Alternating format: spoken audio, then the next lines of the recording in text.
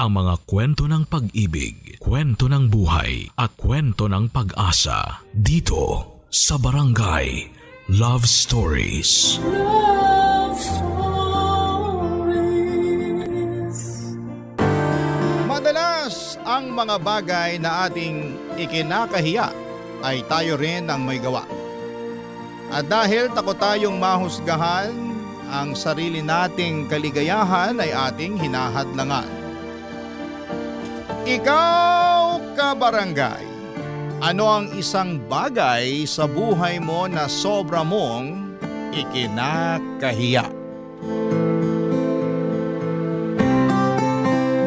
Dear Papa Dudut, marami tayong pagkakamali sa ating nakaraan na hanggang ngayon ay patuloy pa rin nating pinagsisisihan. At kung maibabalik man natin ang panahon ay siguradong nais nating palitan ang mga pagkakamaling yon. Ako po si Samson, 30 years old mula sa Malapon. Panganay ako sa isang pamilyang matatawag nating middle class. Single po ako since birth. Hindi dahil hirap ako makahanap ng nobya kundi natatakot po akong magkaroon ng nobya. Meron kasi akong pinagdaanan sa katawan na siyang pinanggagalingan ng aking insecurity. At kung papaano ko po ito nakuha, iyon ang ibabahagi ko sa inyo ngayong araw. Papa Dudut, maaga akong namulat sa pagkakaroon natin ng kakaibang init sa katawan na kailangan nating ilabas. Lumaki kasi ako sa pamilyang mas marami ang kalalakihan at hindi na bago sa akin ang mga usapan patungkol sa mga kababaihan. Minor de edad pa lamang ako nung una akong makapanood ng isang video na hindi dapat pinapanood ng mga bata. 13 years old ako noon nung nahuli kong nanonood ng tito ko ng malaswang palabas sa TV. Isang gabi. Hinayaan lamang niya akong makinood noon kasama siya dahil para sa kanya ay nasa wastong gulang na raw ako para makakita ng mga ganong bagay. Ang sabi niya ay parte raw ito ng pagiging binata at noong gabing yon, ang pagiging inosente ng utak ko ay tuluyan ng nawala. Simula noon ay nawili na ako sa panonood ng mga ganong klase ng video na ang tawag ay bold. Minsan nga ay palihim pa rin akong nagpupunta sa kwarto ng tito ko para kunin ang mga nakatago nitong DVD na ang laman ay puro malalaswang video. Kapag tulog na ang lahat ng tao sa bahay ay saka ko ito pinapanood. Ang pagiging addict ko noon sa mga ganong bagay ay nadala ko hanggang sa nagbinata na ako, Papa Dudut.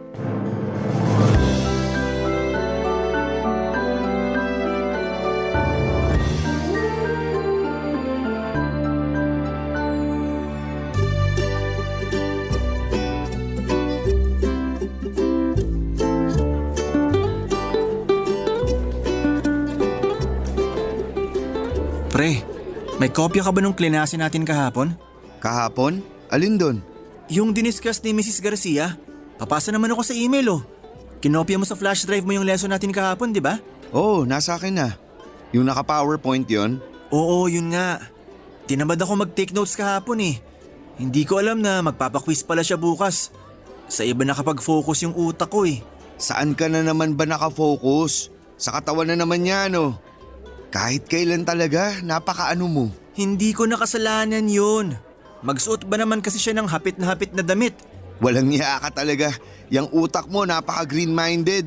Oo, green-minded talaga. Lahat na lang ng babaeng nakikita mo, pinagnanasahan mo. Wala kang sinasanto ah. Pati yung teacher nating may asawa na mukhang papatulan mo pa. MILF eh. Anong MILF? Hindi mo alam kung anong MILF? Kailan ka ba pinanganak? Kahapon? Hindi naman kasi kasing dugyot ng utak mo, tong utak ko. Search mo na lang sa internet para may dagdag kaalaman ka. Sira ulo, kung ano-anong nilalagay mo sa utak ko. Tanda-tanda mo na wala kang alam sa mga ganyang bagay. Daig mo pa kinder ah.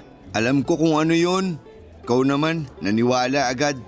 Nanonood din ako niyan dati. Akala mo ikaw lang. Nice! Kaya tayo magtropa eh. Iisa lang hulma ng utak natin. Hindi ko na kailangang mag-isip at manood ng mga ganyang bagay kasi may girlfriend naman ako. Asus, kunwari ka pa. Palibasa, late kang tinuli, kaya ngayon mo lang na-enjoy yan. Sino bang hindi gaganahan kung gabi-gabi ako nakakatanggap ng bagong video? Meron ka ulit bago? Oo, marami ako natanggap kagabi. Puro Japanese, fresh na fresh. Bluetooth mo nga. Tingnan mo, kunwari pa inosente pa tapos ang bilis naman palang magpasend kapag may bagong video. Dali na, para may papanoorin din ako mamayang gabi. Isasend ko sa'yo kapag nasend mo na yung PowerPoint na hinihingi ko. Mamayang gabi nga, nasa laptop ko yung file. Hindi ko dala yung laptop ko ngayon eh. Sige na nga, open mo na yung Bluetooth mo. Sandali lang. O yan, nakabukas na. Mahaba ba yung video? 15 minutes. May iba ka pa? Wala bang video ng Pinay dyan? Meron pero hindi maganda yung quality eh. Send mo na rin. Sige. Gusto mo na artista? May video rin ako ng artista. Sinong artista? Hindi sikat eh. Pero maganda, sexy siya. Sige, send mo na rin. Lahat na ng available, pasa mo na sa akin. Basta send mo sa akin yung lesson natin kahapon ha. Pag ako bumagsak sa quiz natin bukas, hindi na kita bibigyan ng video. Oo na. Ano, nasend mo na ba? Relax, sending pa lang. Kanino mo ba nakukuha tong mga video na to? Sa kapitbahay ko. May computer shop yun eh. May website siyang pinagda-downloadan ng mga video. Ang dami pre. Minsan nanood kami doon kapag wala ng tao. Manyakis ka talaga. Pare-pareho lang naman tayo. Sinong tao bang hindi manyakis? Yung iba nasa loob ang kulo. O yan, nasend na. Salamat. Nako, may binatang sasaya na naman mamayang gabi. Nagtatampo sa akin girlfriend ko eh. Kailangan ko ng ibang magpapasaya sa akin. Tara na nga, may klase pa tayo. Daan muna tayo sa CR. Manunood lang ako saglit. Hoy, iuwi mo na lang yan sa bahay nyo. Dito ka pa sa school magkakalat eh. Tara na, late na tayo sa sunod na klase.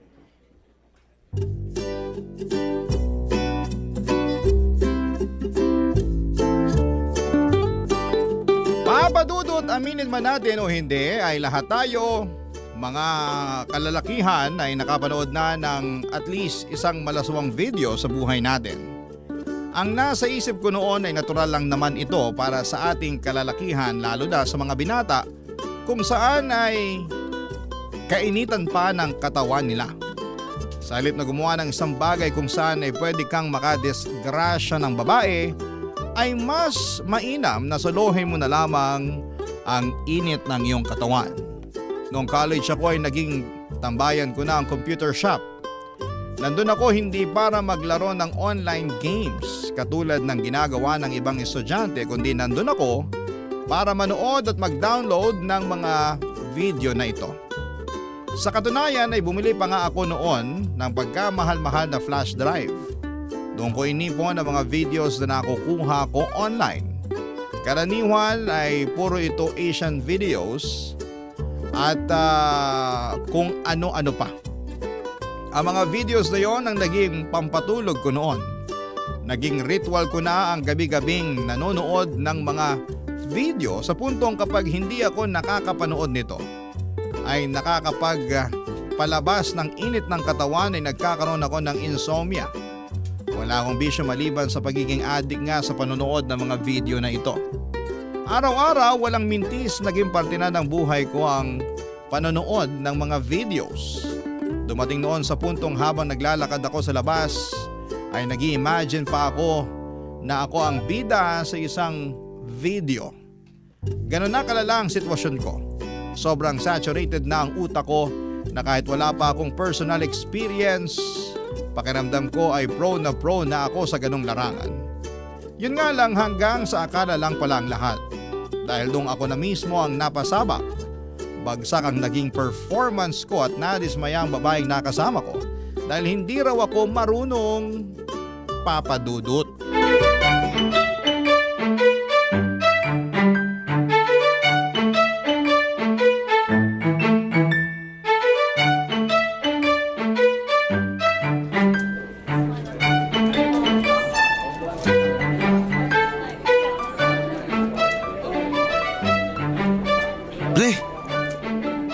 Uy Omar, takte, nanggugulat ka naman eh. Lalim yata ng iniisip mo ah. Nagpapantasya ka na naman ba dyan? Hindi. May iba lang akong iniisip. Ano naman? Alam ko na, iniisip mo yung nangyari sa inyo kagabi ng tropa ng girlfriend ko, ano? Teka, paano mo nalaman yun? Akala mo di makakarating sa akin yung nangyari? Eh yung babaeng tinake home mo, kiss and tell yun. Nagkwento siya sa girlfriend niya, tapos kinuwento naman sa akin ng girlfriend ko. Anong sinabi niya sa'yo? Di daw niya na-enjoy, di ka man lang tumagal ng 3 minutes. Hindi totoo yun. Sus, hindi rin sana ako maniniwala. Kaso, alam ko na virgin ka pa. Kaya naiintindihan ko naman kung mabilis kang natapos. Hindi nga totoo yun. Nagpapaniwala ka naman dun. Galit na galit yung babae eh. Nabitin daw. Alam nga namang gumawa ng kwento yun. Alam mo pre, wag mong ikaya yung nangyari. Lahat naman tayo dumaan sa ganyan eh. Nung first time ko nga, di ko rin alam ginagawa ko eh. Ganon din ba nangyari sa'yo? Hindi. Tumagal naman ako. Pero marami naman kayo naka-experience ng ganyan. Pero pre, tip ko lang. I-practice mo magpigil para makatagal ka. Para naman masatisfy mo yung partner mo. Alam ko naman yun. Aral na aral ko na yan. Nanibago lang talaga ako. Iba naman kasi yung napapanood mo sa video kaysa sa totoong buhay. Hindi lahat ng nakikita mo sa video, ganun na ganun sa realidad. Magkaiba yun. Nadala lang naman ako kaya ganun yung nangyari. Masyado lang sigurong na-excite yung utak mo. Ilang taon ka ba naman kasing nagpapantasya? Kaya yung nangyari na yung gusto mo, di mo na alam gagawin mo sa sobrang dami ng style na napanood mo. Pero kung ako tatanungin, hindi pala ganun ka-exciting kapag ikaw mismo yung gumagawa, no? Ha? Bakit naman? Ang laki ng difference eh. Alam mo yung mga patalasta sa TV?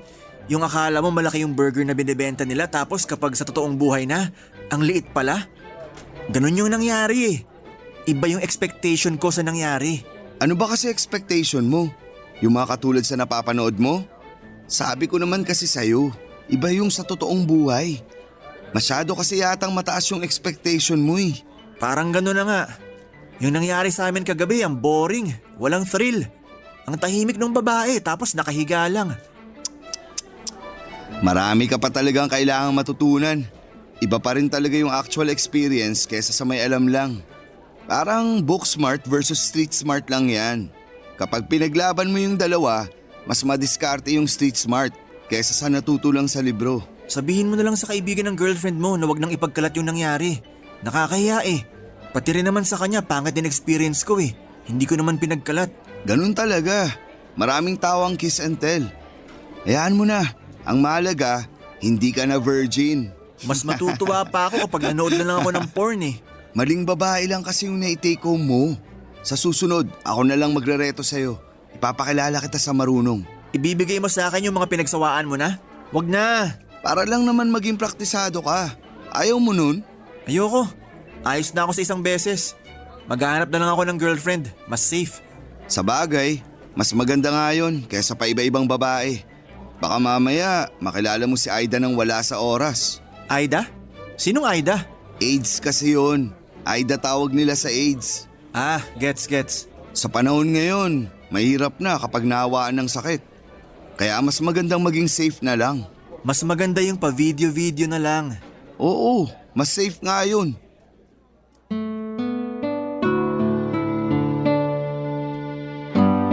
Simula noon ay mas pinaboran ko na ang panonood ng mga video kesa gawin mismo ang aktwal na pakikipag-siping.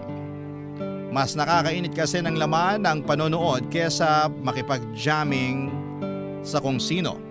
Kapag nanonood ako ay chill lang ako at hindi nagmamadali dahil feel na feel ko ang moment. Wala akong nararamdamang pressure kapag nagsosolo lamang ako. Hawak ko ang oras ko at ang maganda ay pwede pa akong mag-skip kapag nasa boring part ako ng video. Hindi katulad sa totoong buhay na maliban sa hihingaling ka at mapapagod, minsan ay hindi mo pa nakukuha ang ninanais mo. Isa rin sa pinakaayaw ko sa lahat ay kapag may kwentuhan pang nagaganap pagkatapos ng jamming ninyong dalawa ng kasama mo. Kahit na inaantok at pagod ka na ng mga oras na yon ay kailangan mo pang makipag-pillow talk. Papadudod kapag nasa kwarto ako at nakapatay ang ilaw. isa lang ang ibig sabihin noon. Busy po ako sa panonood ng mga video nang iba'y inaabot pa ng mahigit 1 oras. Suot ang earphones para naka full volume at gamit ang aking kamay para hawakan naman ang mouse. Iba-ibang babae ang nakakasama ko gabi-gabi kahit na nasa screen ng laptop ko lamang sila nakikita. Nandyan si Maria, si Mia, si Leia, si Abelia. Silang nakakasama ko mula Lunes hanggang Linggo. Pagkatapos ng session namin ay nagiging mahimbing na ang tulog ko at yung feeling na yon ang lagi kong hinahanap-hanap noon. Kaya mas lalo akong naging addict sa panonood ng mga video. Pero ang hindi ko alam ay meron palang masamang dulot sa katawan ko ang madalas sa panonood ng mga ganong klase ng mga palabas. Noong napagtanto ko ito ay huli na ang lahat. Ramdam ko na ang side effects na pagiging addict ko sa porn at hindi ko na alam kung papaano ko ito susolusyonan. Nang mga panahong yon, Papa Dudut. Barangay Love Stories. Barangay Love Stories. Taon ang lumipas hanggang sa tumanda na ako ay nagpatuloy ang pagiging addict ko sa panonood ng mga ganong klase ng video. Noong mga panahong yon ay nakatagpo ako ng isang babae na nagustuhan ng puso ko. Itago na lang natin siya sa pangalang Elaine. Nakilala ko siya sa isang seminar at pinadala ako noon ng company ko para sumailalim sa seminar sa Batangas. At doon ay naging close ko si Elaine. At sa 3 araw ng pagsasama namin sa event, nagpatuloy ang pagkakaibigan namin sa social media hanggang sa sinubukan ko siyang ligawan. At sinuwerte naman ako dahil sinagot din naman niya ako. Si Elaine yung tipo ng babae na nasa loob ang kulo. Tahimik siya, mabait at mahinhin kapag nasa harapan ng mga tao, pero kapag dalawa na lamang kami ang magkasama ay napaka-wild niya. Sasabihin niyo siguro na bagay para sa akin ang isang tulad ni Elaine dahil pareho kaming mainit sa maraming aspeto, pero nagkakamali kayo. Ang personality na yon ni Elaine ang isa sa mga pangunahing problema ko noong nagsisimula pa lamang ang relasyon namin. Lagi kasi siyang nasa mood, Papa Dudut.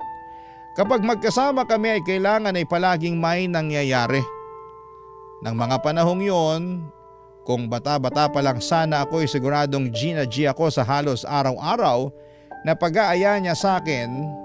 Pero nang panahon kasi na yon ay pinagdadaanan ko na ang resulta ng pagiging addict ko sa panonood ng mga videos. Nakakahiyamang sabihin pero noon ay hirap ko nang patatagin si Baby Junjun. Mahirap itong bumangon on the spot at kinakailangan ko pang manood ng video para lamang mabuhay ang flagpole ko. Iyon ang karaniwang pinagmumulan ng away namin ni Elaine dahil lagi ako noong nagrarason tuwing in the mood siya at hindi ko siya mapagbigyan, Papa Dudut.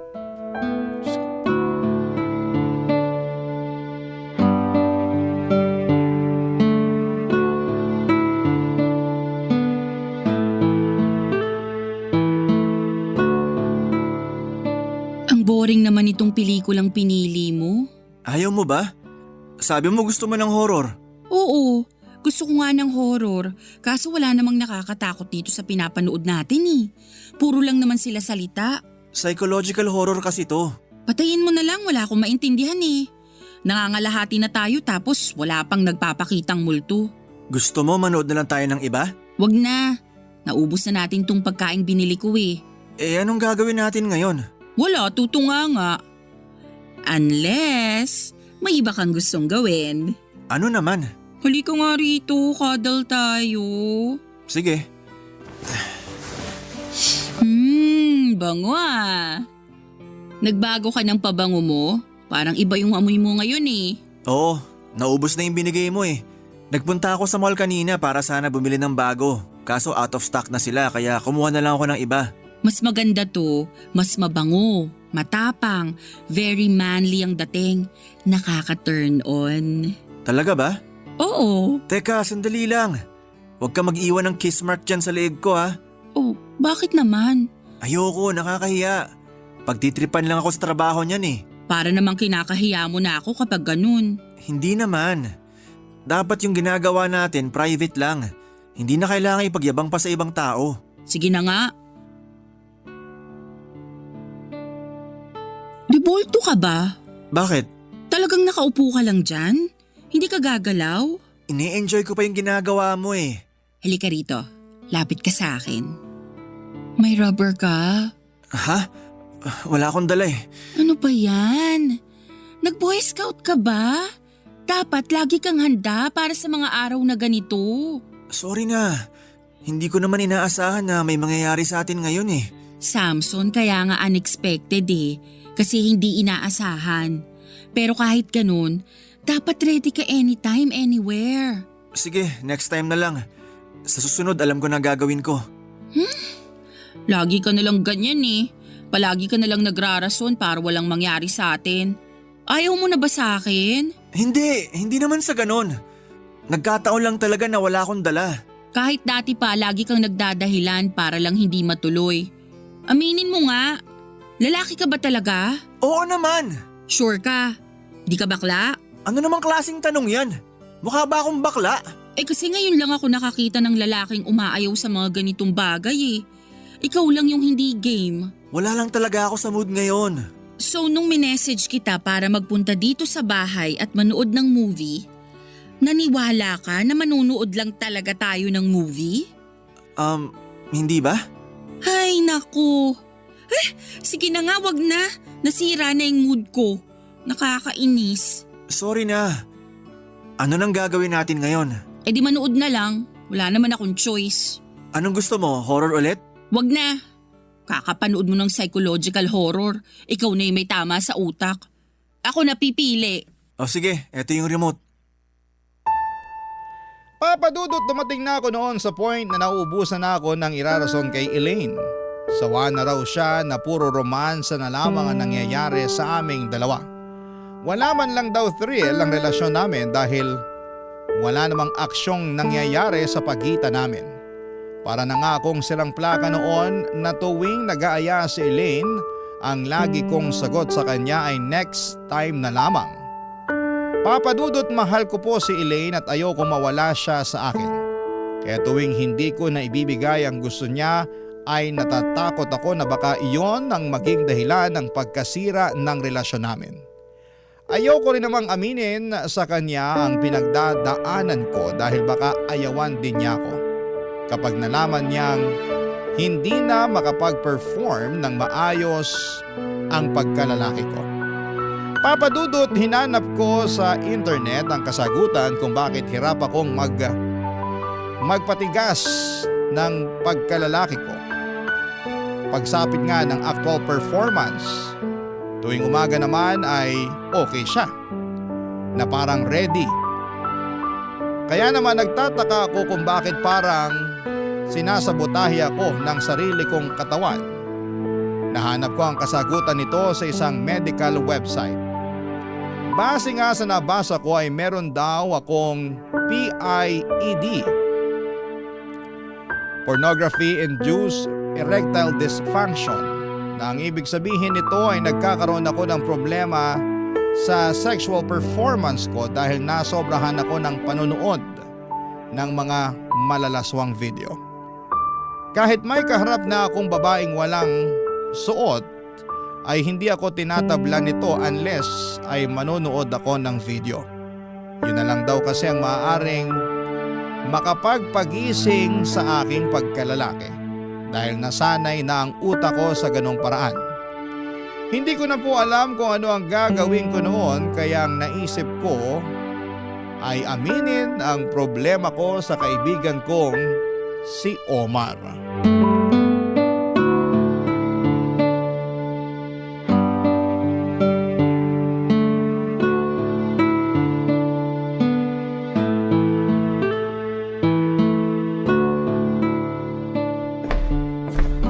Oh, eto, beer. Salamat pre. Mabuti na lang may stock ako rito sa bahay para may pagsaluhan tayo habang nag-uusap. Ano bang meron? Ba't bigla kang nakaalalang bumisita rito sa bahay? May problema ako pre. Kailangan ko ng tulong mo. Nako, kung usapang pera yan, wala akong maitutulong sa'yo. Alam mo namang kakapanganak lang ni Mrs. Marami kaming ginastos nitong nagdaang buwan. Hindi pera yung problema ko. Huwag kang mag-alala, hindi kita uutangan. Ano, babae? May problema kayo ni Elaine. Medyo tungkol dun nga yung problema ko ngayon. Nag-away kayo? Ano nangyari? Hindi kami nag-away. Wala siyang kinalaman sa pinagdadaanan ko ngayon. Pero apektado siya sa problema ko. Diretsahin mo na lang kasi ako. Ano bang meron? Hindi mo na siya mahal. May side chick ka. Wala, hindi ganon. Ako yung problema. Problema ka ng problema. Di mo na lang sabihin kung ano. Ano ba kasi yun? Nakakahiya kasi. Hindi ko alam kung paano ko to sasabihin sa'yo. Na ano? Huwag mong sabihin bakla ka. Hindi ako bakla, ano ba? Ba't ba yan yung lagi niyong sinasabi? Ang gulo mo kasing kausap eh. Paligoy-ligoy ka. May problema kasi ako sa dito. Saan? Sa pagkalalaki ko. Matagal ko na tong pinoproblema eh. Ha? Ano? 30 ka pa lang ah. Hindi ba dapat tsaka lang natin poproblemahin yan kapag 70 na tayo? Sakit yan ng matatanda eh. Ewan ko nga rin. Kaya nga ayoko makipagtali kay Elaine kasi alam kong hindi ako makakapag-perform ng maayos. Wala na nga ako mairason sa kanya eh. Sabihin mo na lang sa kanya yung totoo. Paano kung hiwalayan niya ako? Wala tayong magagawa. Kasalanan mo rin kasi yan eh. Wala ka bang alam na gamot nito?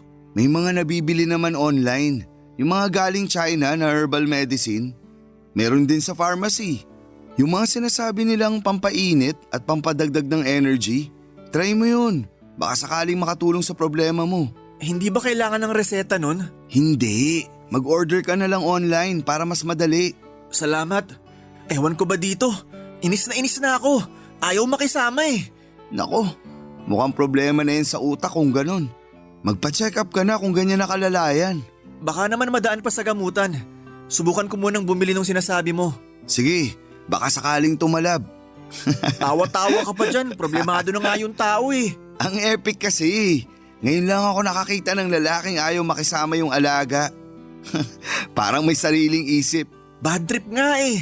Pero seryoso, hanga rin ako kay Elaine ha. Kasi nakapagtiyaga siya sa'yo. Ang lala na nga ng trust issues niya eh. Akala nga rin niya may iba na akong babae eh. Alam mo pre, mas magandang pag-usapan nyo na lang yan. Dapat hindi ako yung unang pinuntahan mo. Dapat si Elaine. Mas mainam na umamin ka na sa kanya para hindi siya nag-iisip ng masama. Tsaka na, baka naman masolusyonan ko pa tong problema ko. Bahala ka. Good luck. Noong time na yon ay magulo na ang relasyon namin ni Elaine at pinag-iisipan na ako ng masama ng girlfriend ko dahil hindi ko maibigay ang gusto niya. For the meantime ay sinunod ko ang suggestion sa akin ni Omar. Uminom ako ng gamot na makakatulong sa performance ko. May mga gamot naman para sa PIED pero kailangan ito ng reseta mula sa doktor. Nahihiya naman akong magpatingin sa doktor para makakuha sana ng reseta kaya hanggang sa mga enhancement capsules na lamang muna ako noon. Nakatulong naman ang pag-inom ko ng mga enhancement capsules, Papa Dudut. Kahit papaano ay napagbigyan ko ang cravings ni Elaine at muli ay naging maayos ang pagsasama namin. Ang gamot na yon ay lagi kong iniinom kapag inhit ang girlfriend ko. Kapag alam kong may mangyayari sa aming dalawa ay umiinom na ako ng capsule noon. 1 oras bago kami magbakbakan. Kaso nga lang ay natatakot din ako na baka maging dependent na ako sa gamot na yon. Naisip ko na baka mas lalo lang lumala ang problema ko kapag sinanay ko naman ang katawan ko sa mga ganong klase ng gamot. Kaya nga ang ginawa ko ay nilimitahan ko ang pag-inom ng capsules. Ibig sabihin ay nalimitahan din ang pagbibigay ko ng aliw kay Elaine. Nang minsang nagkaroon ng inuman sa amin ay nalasing ako. Sakto noon nakasama ko si Elaine. Inaya niya ako na may mangyari sa aming dalawa pero hindi ako pumayag. Alam ko kasing lalong hindi tatayo ang pagkalalaki ko noon dahil lasing ako. Nag-away kami ng malala ni Elaine At doon ay nasabi ko na sa kanya ang totoong rason kung bakit ayaw ko na may mangyari sa aming dalawa, Papa Dudut. Barangay Love Stories. Barangay Love Stories. Papa Dudut, alam ko noon na may problema na sa akin, pero kahit ganoon ay hindi ko pa rin mapigilang manood noon ng mga videos. Lalo na't isang search lang sa cellphone ay marami ka na kaagad pagpipilian. Lagi ko noon sinasabing last ko na ang panonood ng mga ganong klase ng video. Pero ang last na yon ay hanggang sa salita lamang pala. Sobrang addict ko na sa panonood sa puntong palagi na itong hinahanap ng isip at katawan ko. Kapag natapos ko ng manood at wala na ang init na nararamdaman, ay saka ako binabalot ng konsensya at pagsisisi. Pero pagkatapos noon ay sa susunod na araw ay ginagawa ko ulit ito. May isang pagkakataon noon na inaya ko ni Elaine na mag-jamming ulit. Lasing ako noon at wala akong dalang gamot na pampabuhay para kay Junjun. Nag-away kami at dala na rin ng alak sa sistema ko ay nasabi ko sa kanya ang problema ko. Nagulat siya sa mga nalaman niya pero noon lang din niya na-realize kung bakit lagi akong nagdadahilan tuwing nag-aaya siya. Nakahinga raw siya dahil akala niya ay hindi daw ako tinatabla ng alindog niya. Akala rin niya noon ay may iba na ako at nagsasawa na sa kanya. Yun pala, iba pala ang problema. Hindi ako kundi ang Junjun ko. Para patunayan sa kanya ang problema ko ay pinagbigyan ko siya sa gusto niya. Hindi ako uminom ng gamot at hindi rin ako nanood ng video para makita niya mismo ang problema ko.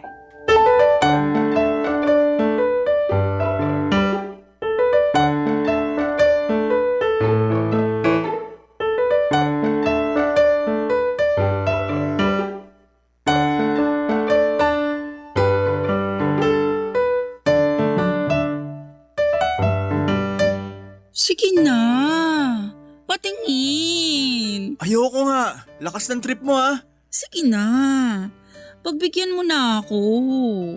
Baba mo na yung shorts mo. Elaine, hindi joke to. Seryosong problema to. Alam ko, kaya nga tinutulungan kita eh. Maniwala ka sa akin. Kahit anong gawin mo, wala talagang mangyayari. Ano ba yan? Anong gagawin natin ngayon? Alam nga namang ganyan ka na forever. Paano ako mabubuntis niyan? Gusto kong magkaanak, Samson ha? Umiinom na nga ako ng gamot, di ba? Anong gamot? Yung nabili mo online na hindi mabasa kung ano yung pangalan kasi Chinese characters? May talab ba yun? Wala naman atang epekto yun eh. Nagsasayang ka lang ng pera. Eh anong gusto mong gawin natin? Yun na lang yung nakikita kong solusyon. Magpatingin ka na lang kaya sa doktor. Mas maganda kung ma-check up ka ng espesyalista. Ano? Ipapahiya ko sarili ko? Kapag nagtanong yung assistant ng doktor kung ano ipapakonsulta ko, anong sasabihin ko? Eh kesa naman ganyan ka na habang buhay. Mas mabuti na yung mapahiya ng isang beses para matapos na. Hindi ka naman nila kilala eh. Makakalimutan ka rin nila pagtagal. Hindi ganun yun. Magkakaroon na ako ng record sa ospital kapag nagkataon. Samson, lalaking ayaw bumangon ng Junjun. Tawang-tawa ka? Sige, tawa ka lang. Nakakatulong yung pagtawa mo sa akin. Hindi naman ikaw yung tinatawanan ko. Natatawa lang ako sa mga banat mo. Sige na, magpatingin ka na. Sasamahan naman kita eh. Hindi mangyayari yan. Sige na, kahit i-consider mo lang yun. Imagine kapag magaling ka na, anong klaseng saya at sarap ang mararamdaman natin kapag nagkataon. Ayaw mo nun? Kahit gabi-gabi pa natin gawin kung sakali. Sige, pag-iisipan ko. Pag-isipan mo ng mabuti. Para sa atin din naman to eh. Oo na. Sasamahan kita, huwag kang mag-alala. Sige, basta ipangako mo na hindi mo natatawanan tong kondisyon ko. Oo, promise.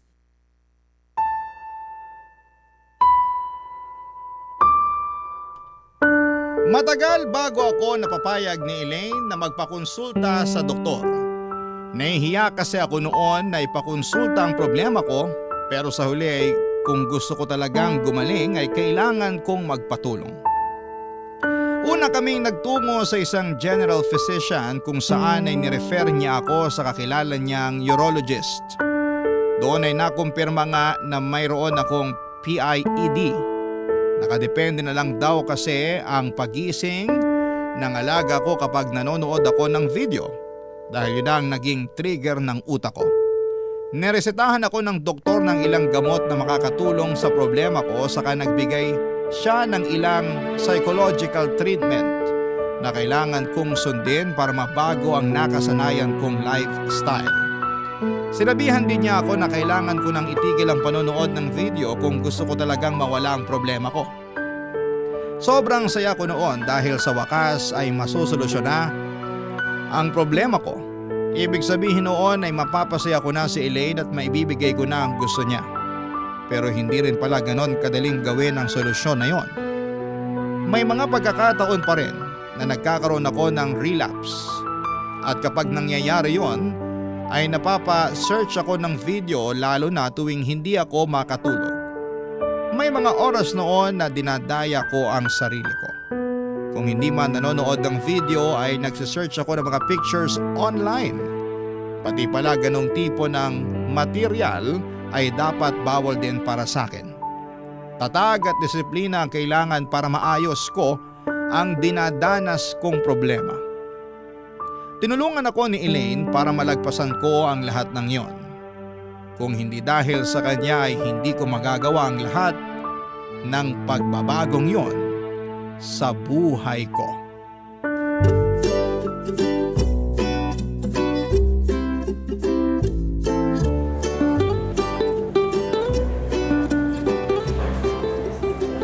Hoy Elaine, kumain ka na dyan. Anong iningiti-ngiti mo dyan mag-isa? Wala. May naalala lang ako dito sa hotdog na ulam ko. Oh, ano na namang iniisip mo? Akala ko green-minded na ako.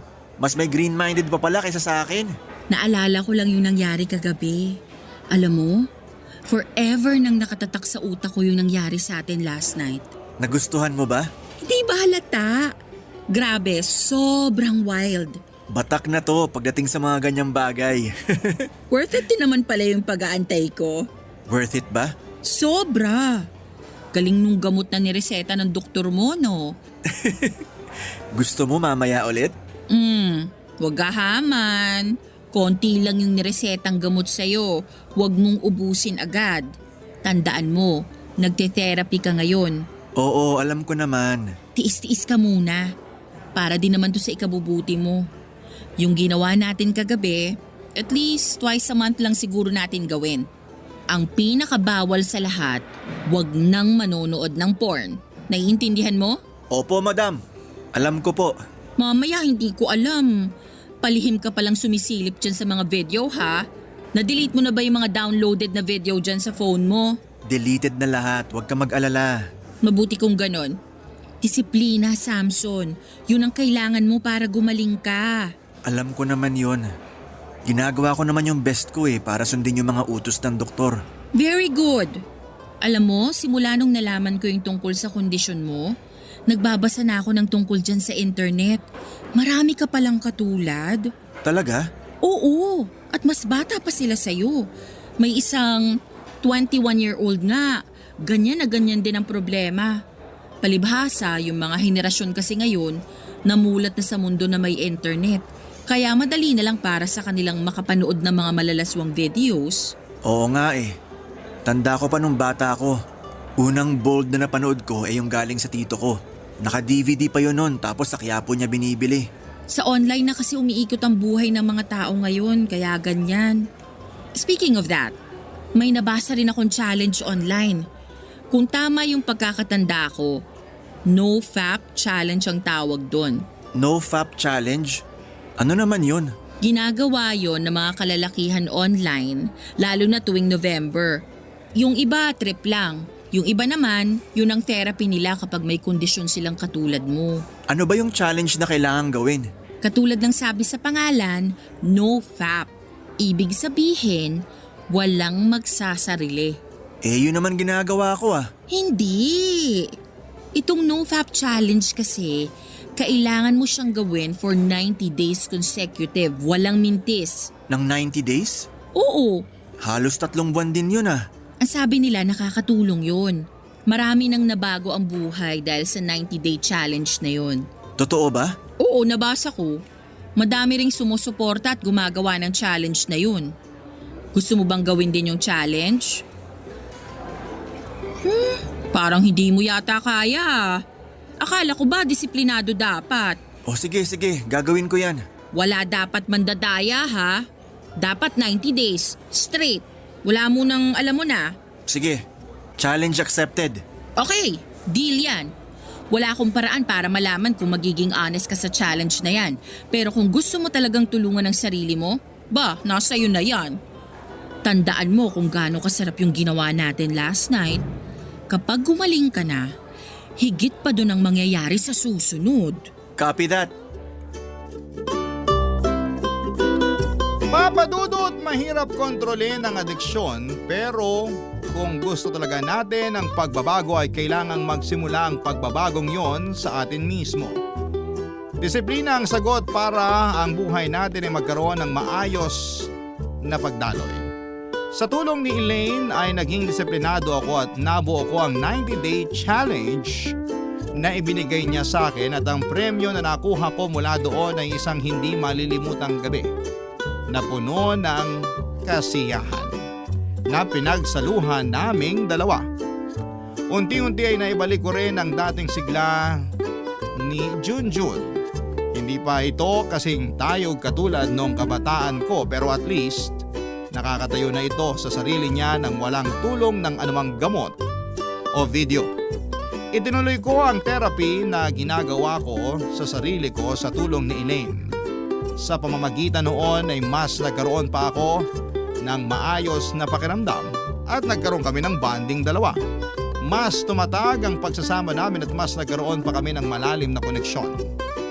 Malaki ang pasasalamat ko kay Elaine dahil hindi niya ako iniwan sa kabila ng nakakahiya kong problema. Doon ko napatunayan kung gaano niya ako kamahal, Papa Dudut. Kaya naman nangako ako sa sarili ko na ganun din ang gagawin ko para sa kanya. Ano man ang problema ang kaharapin niya, hindi ko siya iiwanan at pababayaan. Ngayon ay nananatiling masaya ang relasyon naming dalawa dahil pareho naming naibibigay ang pangangailangan ng bawat isa. Hiling ko na sana ang pagmamahalang ito ay magpatuloy hanggang sa pagtanda. Ito po ang aking kwento at sana'y natuwa at natuto kayo sa ibinahaging parte ng buhay ko. Ang inyong forever kapuso at kabarangay, Samson. Ano ang masasabi mo sa ating Barangay Love Stories today? Aabangan namin yan sa aming comment section. Ang mga kwento ng pag-ibig, kwento ng buhay at kwento ng pag-asa dito sa Barangay Love Stories. Love Stories.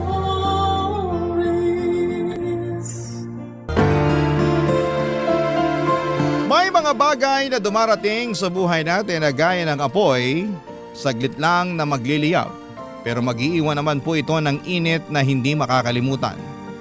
Mga ala-alang babaguhin ang tingin natin sa magulong mundo. Ikaw, kabarangay, ano ang isang bagay na nagpapainit sa iyong buhay ngayon? Dear Papa Dudut, magandang araw po sa inyo. Wala na po akong ibang mapagkwentuhan ng story ko kaya naisipan ko mag-send po ng sulat sa inyo. Para may share ang isang moment sa buhay ko na forever kong i-cherish. Ako po si Anika, 28 years old at 3 years ago ay nakatanggap ako ng isang balita na bumago sa buhay ko. Dati po akong empleyado ng isang broadcasting company. Napilitan akong tumigil sa trabaho kong yon matapos akong dapuan ng isang sakit. Meron po akong systematic lupus na na-diagnose noong 25 years old ako. Para po sa hindi pamilyar sa sakit ko, ang lupus ay isang autoimmune disease kung saan ay immune system ko mismo ang umaatake sa malulusog na cells at organs ko. Dahil dito ay prone ako sa pananakit ng dibdib, rashes, at ilang internal problems. Simula nung nagkaroon ako ng sakit ay bumaliktad na ang mundo ko. Ang dating masaya at puno ng pangarap kong buhay, Papa Dudut, ay nabalot ng kadiliman. Na-depress ako at nawalan ako ng kumpiyansa sa sarili. Lagi na lamang akong nakakulong noon sa bahay dahil natatakot ako na baka ma-trigger ang sakit ko. Ang apartment namin kung saan kami lang dalawa ng mama kong si Mariel ang magkasama ang nagsilbi ko ng mundo. Naging sensitive ang katawan ko sa maraming bagay. Tuwing natitrigger ang sakit ko ay nagkakaroon ako ng rashes sa balat at mukha. Sumasakit din ang kasukasuan ko at lagi akong pagod at hirap huminga. Sa mga moments na yon, Papa Dudut, ay para akong nawawala sa katinuan. Sa madaling sabi, impyerno po para sa akin ang sakit ko, Papa Dudut. Isa itong sumpa na hindi gugustuhing maranasan ng sino man.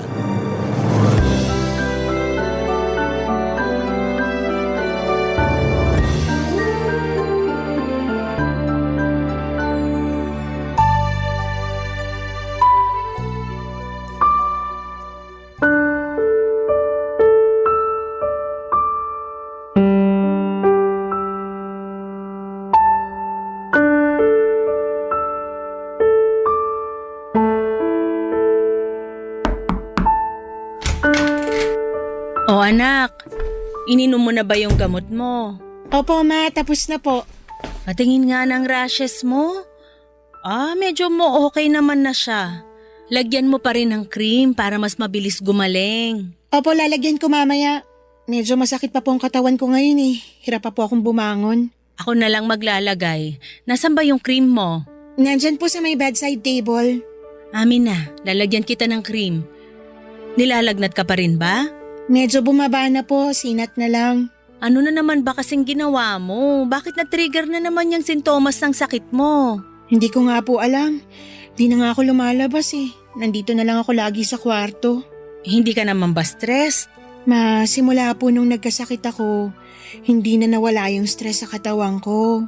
O baka naman kinulang ka sa tulog? Baka yun na nga po ang rason.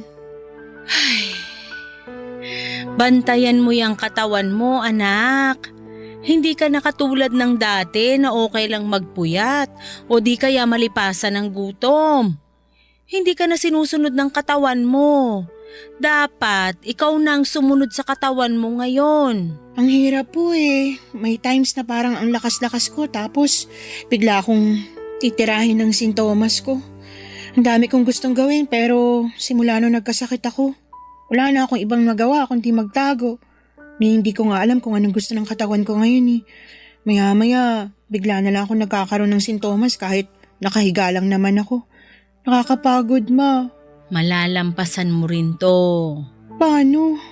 Wala naman pong lunas sa sakit na to. Wala pang lunas. Pero marami ako nababasang kwento ng mga lupus patient online na nakakabalik pa rin sa dati nilang buhay. Maayos lang na gamutan at pagbabago ng lifestyle yung kailangan mo. Mas mabuti na lang yatang mamatay kaysa makaranas ng ganitong klaseng sakit eh. Huwag mo namang sabihin yan, anak. Normal lang na maging malungkot, na magalit. Pero kahit na gaano kahirap yung pinagdadaanan mo, huwag ka namang sumuko. Nandito naman ako na aalalay sa'yo eh. Pero yun na nga po sana yung ayokong mangyari. Simula pagkabata, inaalagaan niyo na ako. Pati ba naman ngayong matanda na ako? Feeling ko tuloy, wala na akong ibang dulot dito kundi maging alagain lang. Walang magulang ang mag-iisip ng ganyan sa anak nila. Kung pwede nga lang sana forever kita nga alagaan sa abot ng makakaya ko eh. Mas gugustuhin ko pa yon. Hanggang dito na lang ba talaga ako? Ayoko mamuhay ng ganito, ma. Ang bata ko pa para malimitahan ng ganito. Marami pa akong gustong tuparin sa buhay. At matutupad mo yung mga bagay na yon. Hindi ibig sabihin na porke masakit ka ng ganito katapusan na. Simula pa lang to, kaya kailangan mong bumangon para makapagsimula ka uli. Pero hindi ko alam kung paano ko sisimulan ng buhay na to. Hindi ko pa nga tanggap na ganito na yung kapalaran ko eh. Hindi mo naman kailangang magmadali. Darating ka rin sa puntong matatanggap mo rin ang lahat. Sa ngayon, mag-focus ka muna sa problema. Kilalanin mo uli ang katawan mo para hindi pa balik-balik yung mga sintomas. Babalik ka rin sa dati. Maniwala ka sa akin. Sana nga, mahanap ko pa rin ang sarili ko pagkatapos ng lahat ng nangyari. Yan, ganyan dapat. Huwag kang mawala ng pag-asa. Walang mangyayari kung mananatili kang malungkot. Alam mo, kapag gumaling na yung sintomas mo, maganda siguro kapag maghanap ka ng mapapagkaabalahan. Tulad naman ng ano po? Bagong hobby. Mag-aral ka ng Nihongo. Di ba gusto mo magpunta ng Japan? Pag-aralan mo na yung lengguwahe nila ngayon. Parang hindi na po mangyayari yan eh. Kung ayaw mo, maghanap ka ng madaling trabaho online para may ginagawa ka. Sikat ngayon yung ano bang tawag doon? Yung virtual assistant ba yon? Subukan mo kaya yon. Basta kahit ano na pwede mong pagkabisihan para malibang lang yung utak mo. Sige po, susubukan ko po. O siya, mauna na ako. Magpahinga ka na dyan. Sige po ma, salamat. Good night. Good night din po. Papa Dudut, totoo naman ang mga sinabi sa akin ni Mama. Kung mananatili akong malungkot, forever akong magiging malungkot. Wala akong ibang choice kundi tanggapin na lamang ang katotohanan at simulan ulit ang bagong buhay ko kasama ang mga adjustment nito. Nung gumaling ang mga sintomas ko ay naghanap ako ng mapagkakaabalahan dahil marunong naman ako sa English at nag-apply ako bilang online tutor para hindi naman ako maging palamunin na lamang sa bahay. Doon ay sinimulan ko na ang pagtanggap sa bago kong kapalaran. Mahirap man ay sinubukan kong mabuhay ulit kahit na limitado na lamang ang bawat galaw ko. Sa mga sumunod na taon ay wala akong ibang ginawa kundi ang matulog, kumain at umarap lamang sa computer para magtrabaho. Hanggat maaari ayaw ko nang lumabas ng bahay dahil sa takot na matrigger ulit ang sintomas ng sakit ko. Sobrang sensitive kasi ng katawan ko, Papa Dudut. At maraming bagay ang nakakapag-trigger sa sakit ko. Katulad na lamang ng araw. Bawal akong maarawan dahil nagkaka-rashes ako. Bawal din akong malipasan ng gutom o mapuyat. Bawal ma-stress. Bawal din akong makihalubilo sa mga tao dahil madali lamang akong dapuan ng sakit. Bawal nga rin po kaming magkaroon ng aso sa bahay. Kailangan ko ring umiwas sa mga pagkain na makolesterol. Mataas ang sodium, matatamis, at pati red meat ay kailangan kong iwasan. Lahat ng adjustment na yon ay sinunod ko kaya simula noon ay yun na po ang naging bagong buhay ko. 2 taon ang kinailangan ko para masanay sa bago kong routine. Kahit na sobrang bored na ako sa apartment noon ay wala akong ibang magawa kundi ang libangin na lamang ang sarili ko. Hanggang sa isang araw, ang boring kong buhay ay nakulayan sa pagdating ng bago naming kapitbahay, Papa Dudut.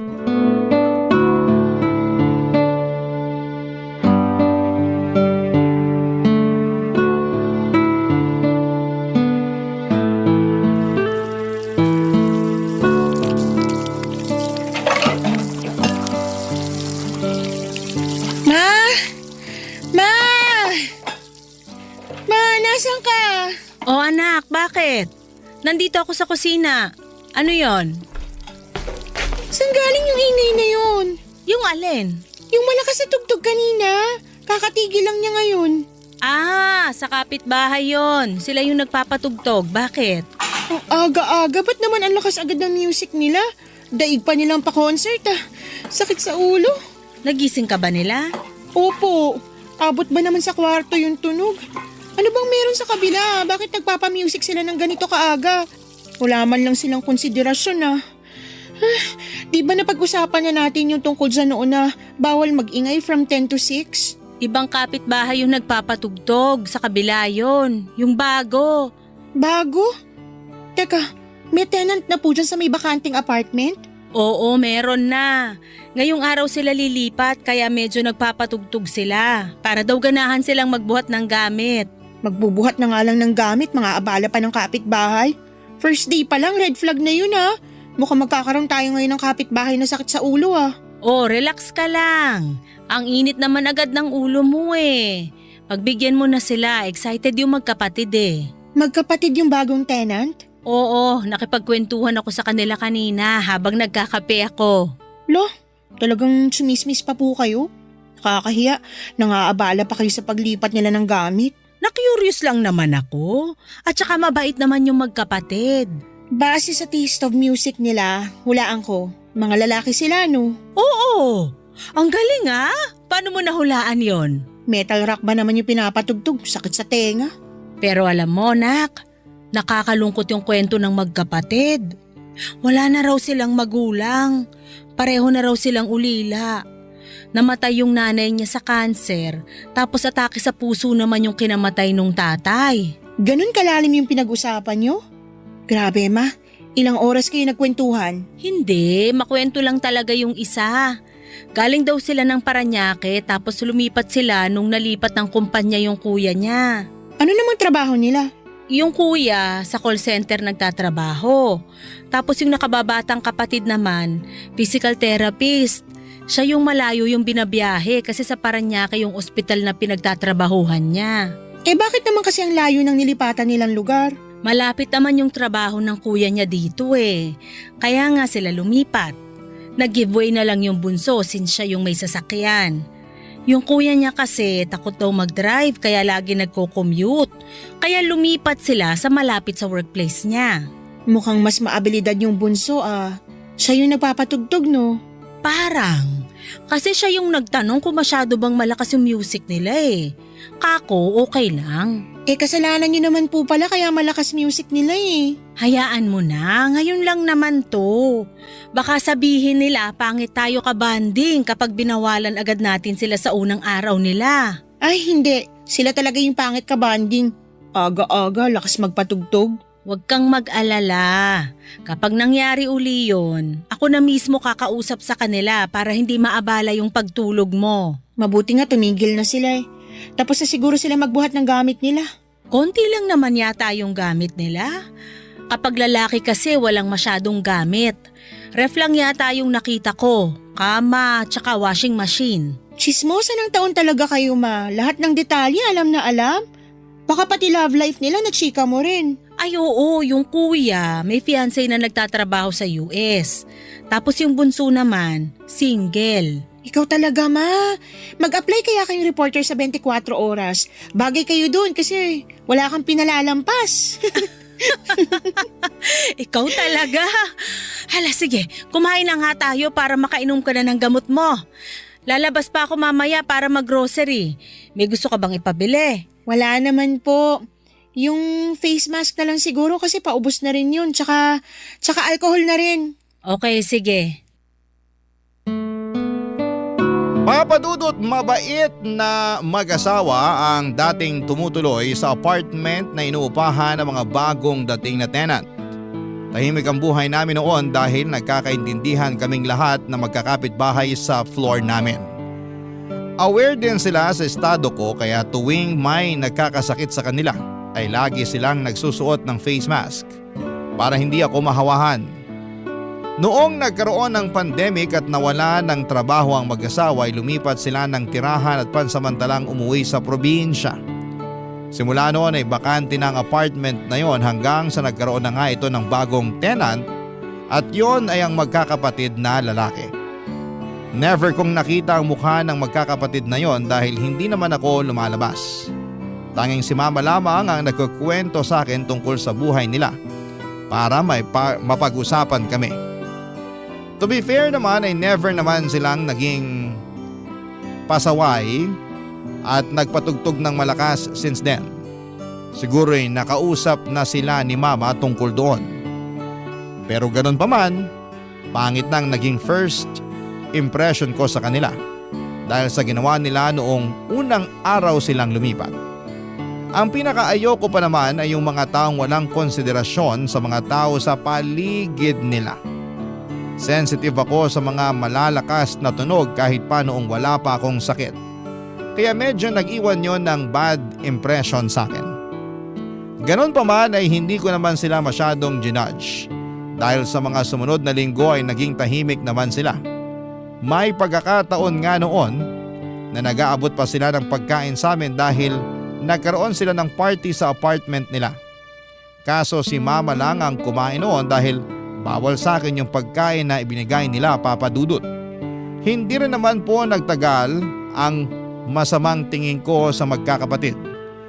Lalo na noong nasimulan ko nang makilalang bunsong kapatid na hindi ko akalain na magkakaroon ng malaking parte ng aking buhay. Barangay Love Stories. Barangay Love Stories. Dahil sensitive sa init ng araw ang balat ko ay saka na lamang ako nakakalabas para magpahangin tuwing gabi. At kapag sinabi kong sa labas, ang ibig sabihin po noon ay hanggang sa balcony lamang ako ng apartment namin. Nasa 6th floor kami, Papa Dudut, kaya magandang tumambay doon tuwing gabi dahil yun lang ang time na pwede akong lumabas para panoorin ang busy na buhay ng mga taong nasa labas. Doon po ako karaniwang nagmumuni-muni at binabalikan ang mga masasayang ala-ala ko noon na hindi ko na maranasan pa in the future.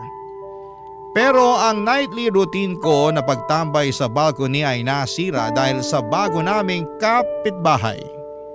May isang time kasi na habang nasa balcony ako ay may lumabas din na lalaki sa katabing balcony para manigarilyo. Agad-agad akong pumasok sa loob para hindi ko malanghap ang usok noon. Bawal po kasi ako makalanghap ng anumang klase ng usok dahil natitrigger ang sintomas ng sakit ko. Sobrang inis ako noon dahil kada lumalabas ako ng gabi ay sakto ring lumalabas sa balcony nila yung lalaki. Sa dami naman kasi ng pwedeng maging kapitbahay ay yung smoker pa ang napunta sa amin. May isang gabi noon, Papa Dudut, bago ako lumabas para magpahangin ay sumili pa ako sa katabing balcony namin. Walang ilaw doon. Ibig sabihin ay walang tao. Na-excite ako dahil finally ay magkakaroon na rin ako ng time para sa sarili ko. Paborito ko kasing pinapanood yung buwan at mga bituin sa langit dahil nakakakalma sila. Para bang sila ang karamay ko sa pinagdadaanan ko. Nakaka-clear ng utak kapag nakatingala lamang ako sa langit at dinadamdam ang malamig na simoy ng hangin. Lumabas ako ng balcony at pumwesto sa favorite spot ko pero wala pa man ding 1 minute ay napatalon ako mula sa kinakaupuan ko ng biglang isang boses ang narinig ko mula sa kabilang balcony, Papa Dudut.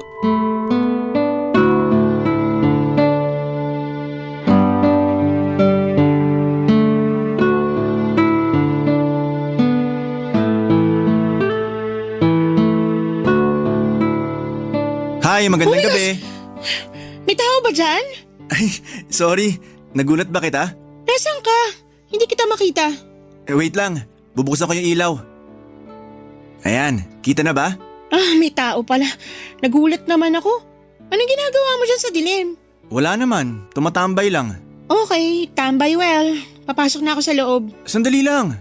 Papasok ka na? Kalalabas mo pa lang ah. May sinilip lang ako. Hindi nga.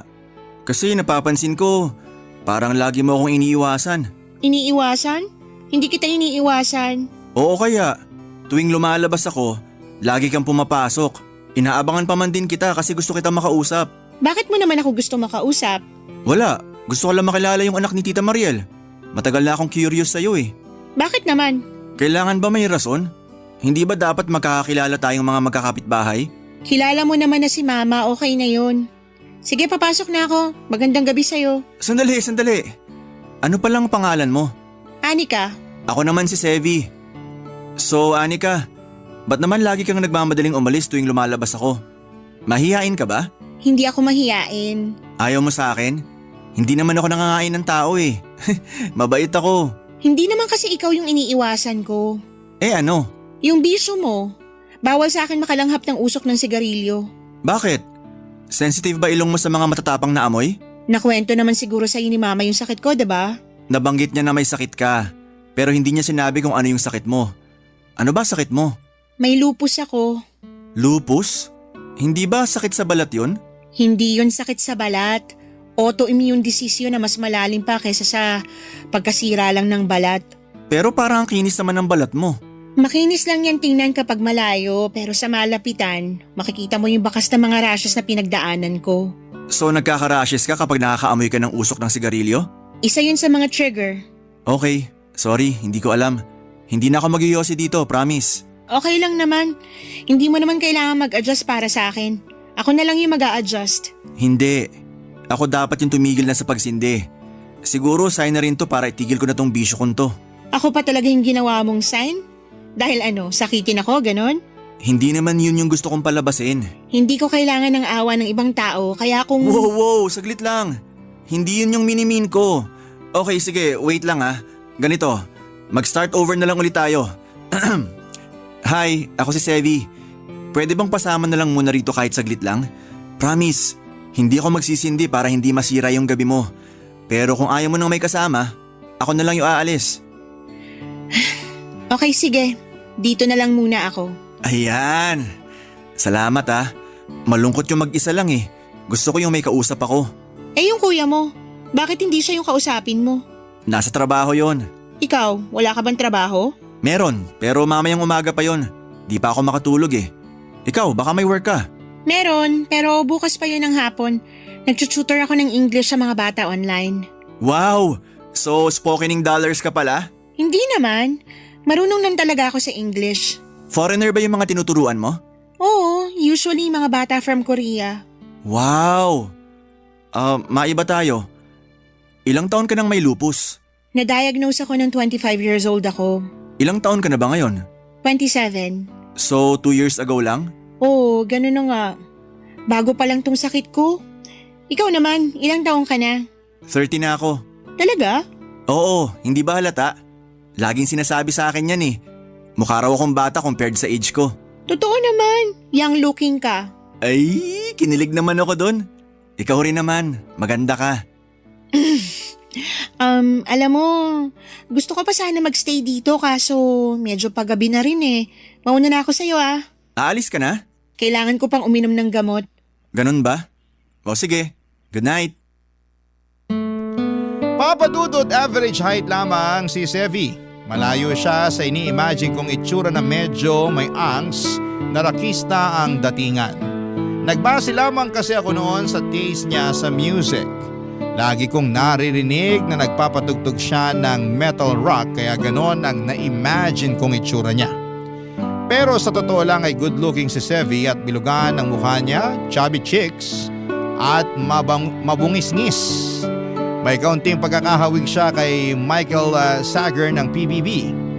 Bukod sa magandang itsura, maganda rin naman ang personality nito. Bibo siya at madali lang siyang kausap dahil charismatic siya kapag nakikipagkwentuhan. Simula noong nalaman niya ang sakit ko ay mas naging maingat na si Sevi. Nagsusuot na rin siya ng face mask kapag kinakausap ako dahil ayaw niyang mahawaan niya ako ng virus lalo na sa ospital siya nagtatrabaho. Ang first impression ko sa kanya noon ay inconsiderate. Pero agad na napalitan yon. Protective siya at caring. Dahil na rin siguro sa trabaho niya bilang physical therapist. Hindi rin po siya judgmental. Akala ko nga ay lalayuan na niya ako once na nalaman niya na may lupus ako. May stigma kasi sa mga tulad namin na akala ng mga tao kapag may lupus ay nakakahawa na ito. Hindi nakakahawa ang lupus, papadudot. Wala pang malinaw na rason kung papaano ito nakukuha. Maaring genetics ito o di kaya'y dahil sa mga environmental triggers. Simula nung naging close kami ni Sevi ay palagi na niya akong sinasamahan sa balcony para may kakwentuhan ako. Gabi-gabi siyang nagkukwento sa akin kung paano ang naging araw niya sa trabaho na siyang gustong gusto ko dahil matagal na akong hindi nakakalabas ng bahay. Minsan, nagsasabihan din kami ng mga sikreto at personal issues sa buhay. Mas nakilala ko po si Sevi. Isang gabi nung sa wakas ay nag-open up na siya sa akin tungkol sa kanyang personal na buhay Papa Dudut.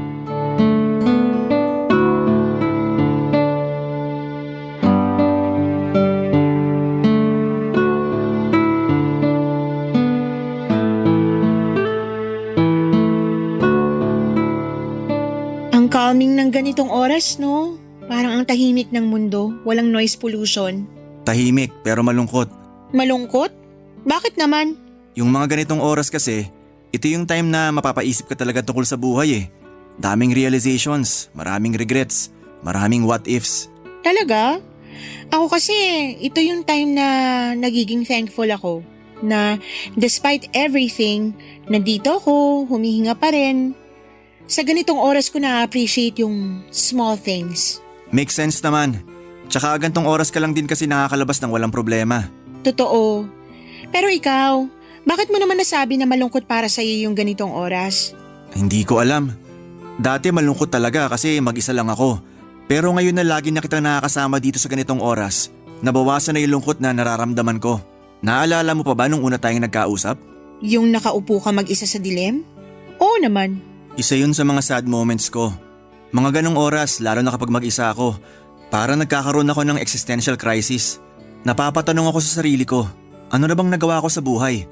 30 na ako pero pakiramdam ko, wala pa ako nararating. Yung mga batchmates ko, ang saya-saya ng buhay nila. Abot na nila yung mga pangarap nila, samantalang ako, mag-isa pa rin. Di sigurado kung satisfied na ba sa buhay o kung ano. Gets kita. May mga moment din ako na ganyan. Lalo na sa akin, mas malala existential crisis ko. Ano na lang ambag ko sa buhay ngayon? Paano ko pa magagawa yung mga pangarap ko? Masyado pa akong bata para maging limited lang yung kayang gawin sa buhay. Bakit? Ano pa ba yung pangarap mo sa buhay na gusto mong abutin? Marami eh. Actually, may bucket list ako dyan eh. Os?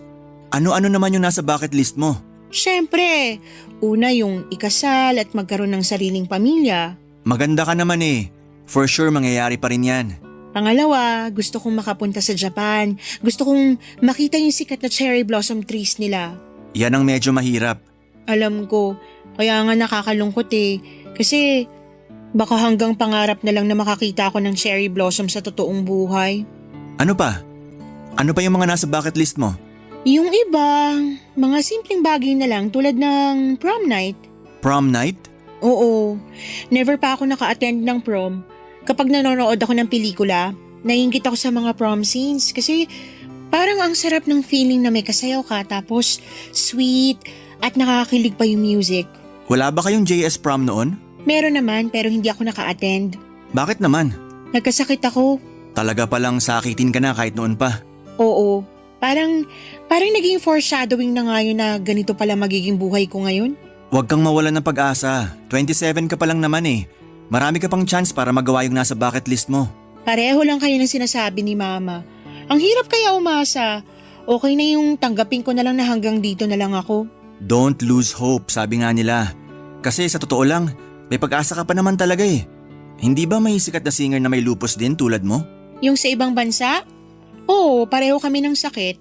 O di ba? Pero siya nakakalabas pa rin naman. May social life pa rin siya. Naisasabuhay pa rin niya yung gusto niyang buhay. Nagko-concert pa nga ata siya eh. Siyempre mayaman yun. Marami siyang pera na pambayad sa mga treatment niya. Nagte-therapy siya kaya ganun. Tapos ikukumpara mo ko sa kanya na online shooter lang. Okay, may point naman. Pero yun pa rin ang masasabi ko. Huwag kang mawalan ng pag-asa. Balang araw magagawa mo rin yung mga bagay na gusto mo. Magtiwala ka sa akin. Sa ngayon, hindi na yan yung major problem ko. Ang problema ko at the moment ay kung papaano ko makakayanan tong sakit na to. Huwag kang mag-alala. Andito naman ako na magiging sandalan mo kung sakali. Sasamahan kita sa pagharap ng sakit mo. Salamat. Actually, malaking tulong na tong ginagawa mo eh. At least may bagong tao akong nakakausap maliban sa mama ko. Iba pa rin kasi talaga yung feeling na kausap mo ng harap-harapan yung tao kaysa magka-video call lang kayo eh. Basta kung kailangan mo na makakausap, isang tawag mo lang sa akin, to the rescue na ako. Salamat. Wala yun. Ikaw pa ba?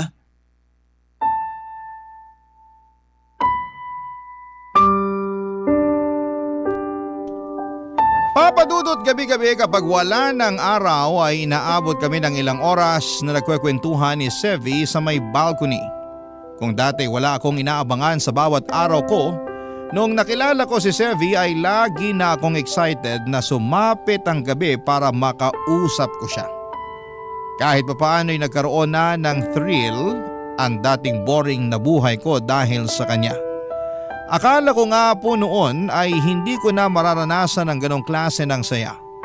Pero sa tulong ni Sevi ay natuto ulit akong tumawa at magsaya na para bang wala ng bukas. Dahil sa kanya na-enjoy ko ulit ang buhay ko sa kabila ng sakit ko. Nang dahil sa kanya ay natuto ulit akong mangarap at magkaroon ng pag-asa. Sobrang saya ko nga noon at maging si Mama dahil nakikita na niya ulit akong ngumingiti. Dumating nga sa puntong itinuring na rin niyang parang pangalawang anak si Sevi. Tuwing hapunan ay nagluluto siya ng extra food para sa kanya. Karaniwan kasi ay puro ordered na pagkain na lamang ang kinakain ni Sevi tuwing gabi pagkagaling niya sa trabaho dahil mag-isa lang naman siya madalas. Pagsapit kasi ng gabi ay sa trabaho na kumakain ng kuya niya. Kaya para may kasalo ay sabay kaming kumakain ng hapunan ni Sevi sa may balkonahe. Bilang kapalit ng pagiging mabuti ni Mama kay Sevi ay isang pakulo ang naisip nito para sa akin. Gusto niyang gawin namin ang mga nasa bucket list ko. Nung una ay tinawanan ko lamang yung ideya na yon dahil feeling ko ay hindi namin magagawa ang mga bagay na yon. Pero nagulat ako, Papa Dudut, dahil may itinatagong diskarte rin pala si Sevi, Papa Dudut. Barangay Love Stories. Barangay Love Stories. Papa Dudut, hindi ko ine-expect na kayang-kaya palang gawin ni Sevi ang ilan sa mga nasa bucket list ko. Ang unang ginawa namin ay sabay kaming nakinig ng audiobook ng mga librong gusto kong basahin. Gumawa rin siya ng improvised na projector screen para makapag-movie marathon kami sa mismong balkonahe ng kanya-kanya naming apartment. Isa kasi yon sa mga miss ko nang gawin, ang manood ng sine. Na-excite ako sa mga pakulong ginawa ni Sevi para sa akin noong time na yon. Lagi kong inaabangan kung ano nga ba ang mga nasa bucket list ko ang kaya niyang gawin, lalong-lalo na yung tungkol sa cherry blossom sa Japan na gustong-gusto kong maranasan. Kung noon ay nagdududa ako sa kakayahan niya, noong time na yun ay tiwala na ako sa kanya na magagawa niya ang mga bagay na nasa bucket list ko. Hanggang sa dumating na nga ang araw na inaabangan ko. Nasa trabaho pa lamang siya noon nung minessage niya akong kailangan ko raw maghanda ng magandang damit dahil lalabas kami. Ang akala ko noon ay sa balcony lamang namin gagawin yon dahil ang definition namin sa labas ay hanggang sa balcony lang. Pero nagulat ako noong totoong ilalabas pala ako ni Sevi. Hindi ko nga inaasahan na papayag si Mama sa ideyang yon ni Sevi dahil super protective ni Mama sa akin simula noong nagkasakit ako. Pero katulad ko ay malaki na rin siguro ang tiwala niya kay Sevi kaya pumayag siya sa plano nito. Pagsapit nga po ng alas 8 ng gabi for the first time ay nagpapasok si Mama ng tao sa bahay, walang iba kundi si Sevi, Papa Dudut.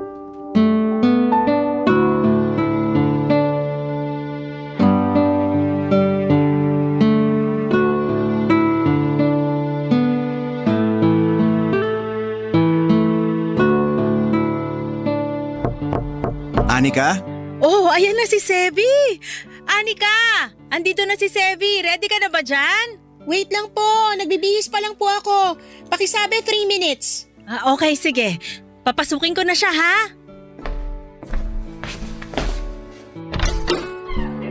Hello po, Tita Mariel. Magandang gabi po. Magandang gabi rin. Pumasok ka muna. Si Anika po. Nagbibihis pa lang. Alam mo naman yon, ngayon na lang makakalabas kaya pinaghahandaan talaga tong gabing to. Talaga po ba? Oo, kaya antayin mo na siya. Ay, dito ka na muna maupo. Salamat po. Saan ba kasi itong pupuntahan nyo? Malayo ba to? Medyo malayo po eh. Pero wag po kayong mag-alala. Hindi naman po matao yung pupuntahan namin. Basta siguraduhin mong safe yung pupuntahan nyo, ha? Alam mo naman yung estado ni Anika ngayon, medyo mahina pa immune system niya.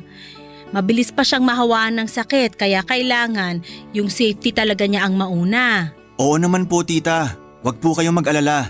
Hindi ko po hayaang mapahamak si Anika. Salamat po pala na pinayagan niyo siyang lumabas. Naku, hindi nga dapat eh. Alam mo bang napakaraming kaibigan ni Anika ang nag-aaya sa kanyang lumabas? Ni isa wala akong pinayagan. Di nga po. Oo, pero dahil ikaw yung nag-invite ngayon sa kanya, marami akong ginawang exceptions para sa'yo. Hindi nga rin dapat kami nagpapapasok ng ibang tao dito eh. Ikaw lang yung pinapasok ko dito sa bahay. Nako, ang special ko naman pala. Special ka talaga sa buhay ng anak ko. At kung sino man ang special sa puso ng anak ko, special na rin siya sa akin. Alam mo bang simula nung na-diagnose siya na may lupus, malimit ko na lang siyang makitang ngumiti? Dati palagi siyang nakatunganga, laging nakapangalumbaba, puro buntong hininga. Ang sakit nun para sa isang ina. Yung makitang lagi na lang umiiyak yung anak mo? Naku, hindi ko madedescribe yung sakit. Kahit naman po siguro sinong magulang, ganyan din ang mararamdaman. Pero nung dumating ka, napakalaki ng pinagbago niya. Sobrang energetic na niya ngayon. Ang aliwalas na niyang tingnan kasi masaya na siya. Parang ang wala na siyang sakit sa tuwing nakikita ko siya. Yun ang dahilan kung bakit special ka na rin para sa akin. Kasi malaki ang naitulong mo sa kalagayan ng anak ko. Nakakahiya naman pong marinig yan. Naging totoo lang po ako sa kanya. Sa totoo lang, marami din naman pong nagbago sa akin simula nung nakilala ko si Anika eh. Dahil sa kanya, parang nagkaroon ako ng worth sa buhay. Hindi lang pala ako simpleng lalaki lang na nagtatrabaho para mabuhay, kundi nabubuhay ako dahil may isang tao ako napapasaya. Ikaw yung taong matagal ko nang hinihintay na dumating sa buhay ng anak ko. Nung nagkaroon siya ng lupus, pati mga kaibigan walang magawa eh. Yung mga dating nagpapasaya sa kanya, nawalan ng silbi. Kaya sana kung ano man tong meron kayo ngayon, sana hindi lang to pansamantala. Kasi ayoko na uling makitang malungkot yung anak ko. Gagawin ko po yung best ko para mapanatili yung ngiti sa labi ni Anika. Promise po, wala akong gagawing ikakalungkot niya. Promise mo yan ha? Opo, hanggat kaya ko siyang pasayahin, pasasayahin ko siya. So ano, ready na ba ang lahat? Aba, at talagang naghanda ang dalaga ko Okay na ba tong suot ko? Hindi ba ako overdressed? Hindi, saktong-sakto yan para sa gagawin natin ngayong gabi. Oh, Sevi, yung ngiti mo abot hanggang tenga Natutuwa lang po ako kasi para ako nakakita ng anghel na bumaba sa lupa. Hoy, tigilan mo nga ako dyan. Amy ka naman. Tara na nga at baka mamaya kung ano pang lumabas dyan sa bibig mo. Sige po tita, mauna na po kami. Mag-iingat kayo ha. Huwag masyadong magtatagal sa labas. Uwi din ka agad, Anika ha? Oy, yung face mask mo. Opo, eto na. Isusuot ko na. Bye ma, mauna na kami. O sige na, enjoy kayo. Isang light blue na dress na tinernohan ng silver necklace, yun po ang suot ko ng gabing yon, Papa Dudut. Sa kabilang banda ay naka-semi-casual attire naman po itong si Sevi. Sobrang tikas niya sa suot niyang puting button-down shirt at black pants na kinumpleto ng suot niyang sneakers. Gamit ang motorbike nito ay nag-drive kami patungo sa isang secret spot na ilang araw nang binabanggit sa akin ni Sevi. Habang binabagtas namin ng kalsada ay halos mangilid ang luha ko sa loob ng helmet na suot ko. Na-miss ko kasi ang ganong feeling na malaya, nasa labas at dinadama ang malamig na hangin. Hindi nagtagal ay nakarating din kami sa lugar kung saan ako sosorpresahin ni Sevi. Malayo pa lang ay alam ko na kung anong parte ng bucket list ko ang gusto niyang gawin. Yon ay ang maranasan ng cherry blossoms sa Japan. Wala po kami sa Japan, wala ring cherry blossom sa lugar na pinuntahan namin. Pero bumaba kami sa tapat ng isang puno na tinatawag nilang flame tree. O sa ibang tawag ay caballero tree. Para itong hugis payong na puno na napuno kung saan ay nangingibabaw ang magkahalong pula, kulay kahel at dilaw na bulaklak nito. Para itong cherry blossom kaya yung flame tree na ang naging sarili naming version ng cherry blossom ni Sevi. Sa ilalim ng punong yon ay naglabas si Sevi ng speaker at nagpatugtog siya ng isang love song. Hiningi niya ang kamay ko at nagsayaw kaming dalawa para kaming nasa prom noon at walang pake sa mga dumadaang mga sasakyan sa paligid namin. Papadudod para ako nasa isang magandang panaginip ng gabing yon, isang panaginip kung saan ay ayaw ko nang magising. Pero katulad ng mga panaginip ay kailangan din nating magising kahit gaano pa ito kasaya. Papadudod.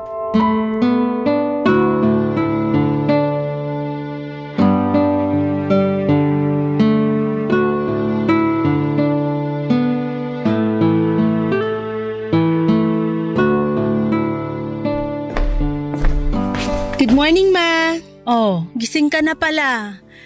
Good morning din. Halika na, kumain na tayo.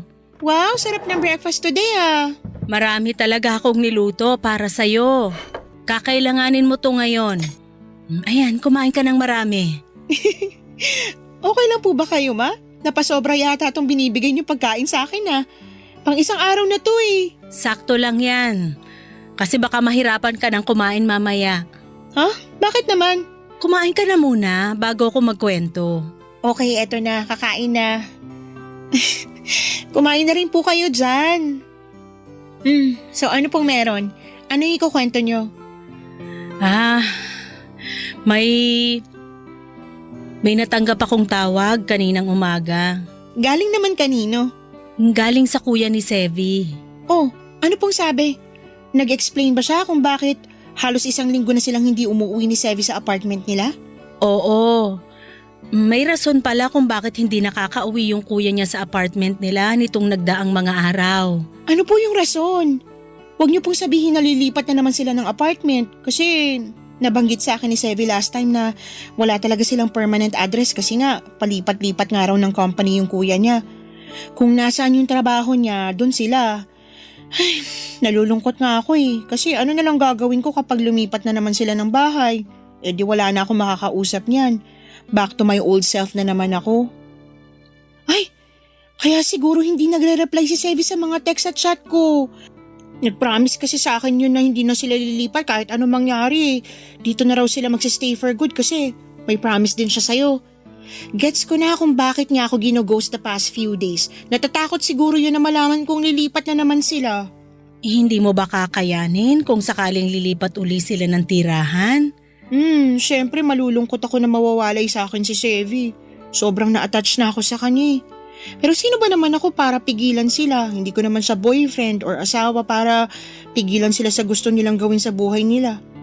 Gino-joke ko lang naman siya noon na maiinis ako sa kanya kapag bigla na lang niya ako iiwan mag-isa dito. Sabi ko nga sa kanya, kapag naisipan nilang lumipat ng bahay, friendship over na kami.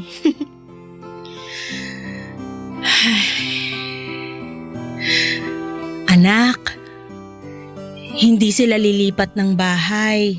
Ah, hindi? Mabuti po kung ganun. Pero bakit daw ilang araw na silang hindi umuwi sa apartment nila? Hindi rin ako nire-replyan ni Sevi. Alam kong busy siya sa ospital kasi understaff sila at saka nitong nakaraan palagi siyang OT. Pero grabe naman yung wala siyang paramdam until now. Nasa ospital sila kaya hindi sila nakakauwi rito. Hala, bakit po? Na paano yung kuya niya? Hindi yung kuya niya yung na-ospital, kundi si Sevi mismo. Ano? Bakit daw po siya na-ospital? Hindi nakaka-reply sa'yo si Sevi kasi 1 linggo na siyang nakaratay sa ospital. Naaksidente raw siya sa motor habang pauwi galing trabaho. Kumusta na daw po siya? Okay na ba siya? Malala ba yung lagay niya? Sandali, tatawagan ko yung kuya niya. Anika, wala na si Sevi.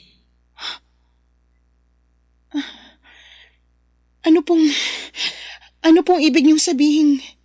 Wala na. Tumawag sa akin yung kuya niya kanina para ibalitang patay na si Sevi. Hindi ma, hindi totoo yan. Busy lang siya sa trabaho niya kaya hindi siya makapag-reply sa akin. Bumangga raw siya sa isang barrier habang nagdadrive. Nagkaroon siya ng bleeding sa utak kaya nakoma ng ilang araw. Ang sabi ng mga pulis baka nakatulog daw siya sa biyahe. Bakit? Ma, bakit? I'm sorry, nak. Ayaw kong sirain yung araw mo pero kailangan mong malaman yung totoo. Bakit sana ako na lang? Huwag mo namang sabihin yan, anak. Saan ka pupunta? Sa balcony. Baka nasa balcony lang siya nag-aantay. Anak, mataas na yung araw. Hindi ka pwedeng maarawan. Ma, please. Gusto ko siya makita. Hindi totoo to. Hindi siya pwedeng mamatay. Si Sefi yun eh. Bakit? Paano siya mamamatay? Anika.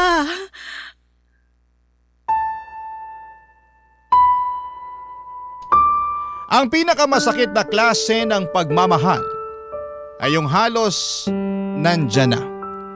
Ngunit nawala bago pa man ito magsimula. Pero nawala man sila sa buhay natin, iniwan naman nila tayong mas matatag at yon ang tunay na klase ng pagmamahal. Mga kabarangay, ang pag-ibig na hindi natuloy ay hindi kabiguan. Sa bawat hakbang natin papunta sa ating pangarap, Papa Dudut, ay bitbit pa rin natin ang masayang alaala. Papa Dudut, mga kabarangay, tanging kumot lang ang umalalay sa akin noong araw na yon. Nakataklob sa akin ng isang kumot na para bang maililigtas ako nito mula sa sakit na nararamdaman ko. Walang oras na hindi tumigil ang pagpatak ng mga luha ko. At may mga pagkakataon na nakakatulugan ko ng pag-iyak pero tuwing bumabalik ako sa kamulatan ay agad na binabalot ng lungkot ang aking puso. Papadudod sa pagkawala po ni Sevi, isang bagay ang napagdanto ko. Masyadong espesyal ang buhay ko para lang magtago ako sa isang sulok at habang buhay nakatatakutan ang sakit ko. Sa unang araw po ng burol ni Sevi, ang ginawa ko ay lumabas ako ng bahay nang walang pakialam kahit matrigger pa ang sintomas ng sakit ko. Kahit magkaroon pa ako ng rashes o manghina ang katawan ko, wala pa rin tatalo sa sakit na nararamdaman ng puso ko sa pagkawala ni Sevi. Kahit masama ang pakiramdam, kahit maraming tao, nanatili ako sa tabi ni Sevi at sa huling araw niya sa mundo. Kahit sa ganung paraan ko na lang siya mapapasalamatan sa mga nagawa niya sa buhay ko. Sa kanyang libing ay ipinangako ko sa kanya na susubukan kong muling tumayo sa sarili kong mga paa para abutin ang pangarap ko at tapusin ang bucket list na sinimulan namin. Papadudot, ang kwento namin ni Sevi ay maikukumpara ko sa tatlong kulay ng bulaklak ng flame tree. Hindi kami agad naging magkaibigan, nagsimula kami sa pag-iwasan. Parang pula na puno ng inis at pagkakaiba. Pero dumating ang panahon na natutunan naming intindihin ang isa't isa. Ang pula ay naging kahel nung naging matatag ang samahan namin hanggang sa dumating ang kulay na dilaw na siyang araw-araw kong maaalala. Hindi bilang taong nawala kundi bilang ilaw sa mga panahong gusto kong sumuko noong nagdidilim na ang mundo ko. Bago ko po tapusin ang sulat ko ay gusto ko lamang pong mag-iwan ng isang mensahe para kay Sevi, Papa Dudut. Gusto ko pong iparating sa kanya na mahal ko siya kahit na hindi ko na siya muling makikita pa. Maraming salamat po sa pakikinig ng aking kwento. Papa Dudut, mabuhay po kayo. Ang inyong forever kapuso at kabarangay, Anika. Anong say mo sa Barangay Love Stories na ito? Pagkwentuhan natin sa comment section yan. Ang mga kwento ng pag-ibig, kwento ng buhay at kwento ng pag-asa dito sa Barangay Love Stories. Love Stories.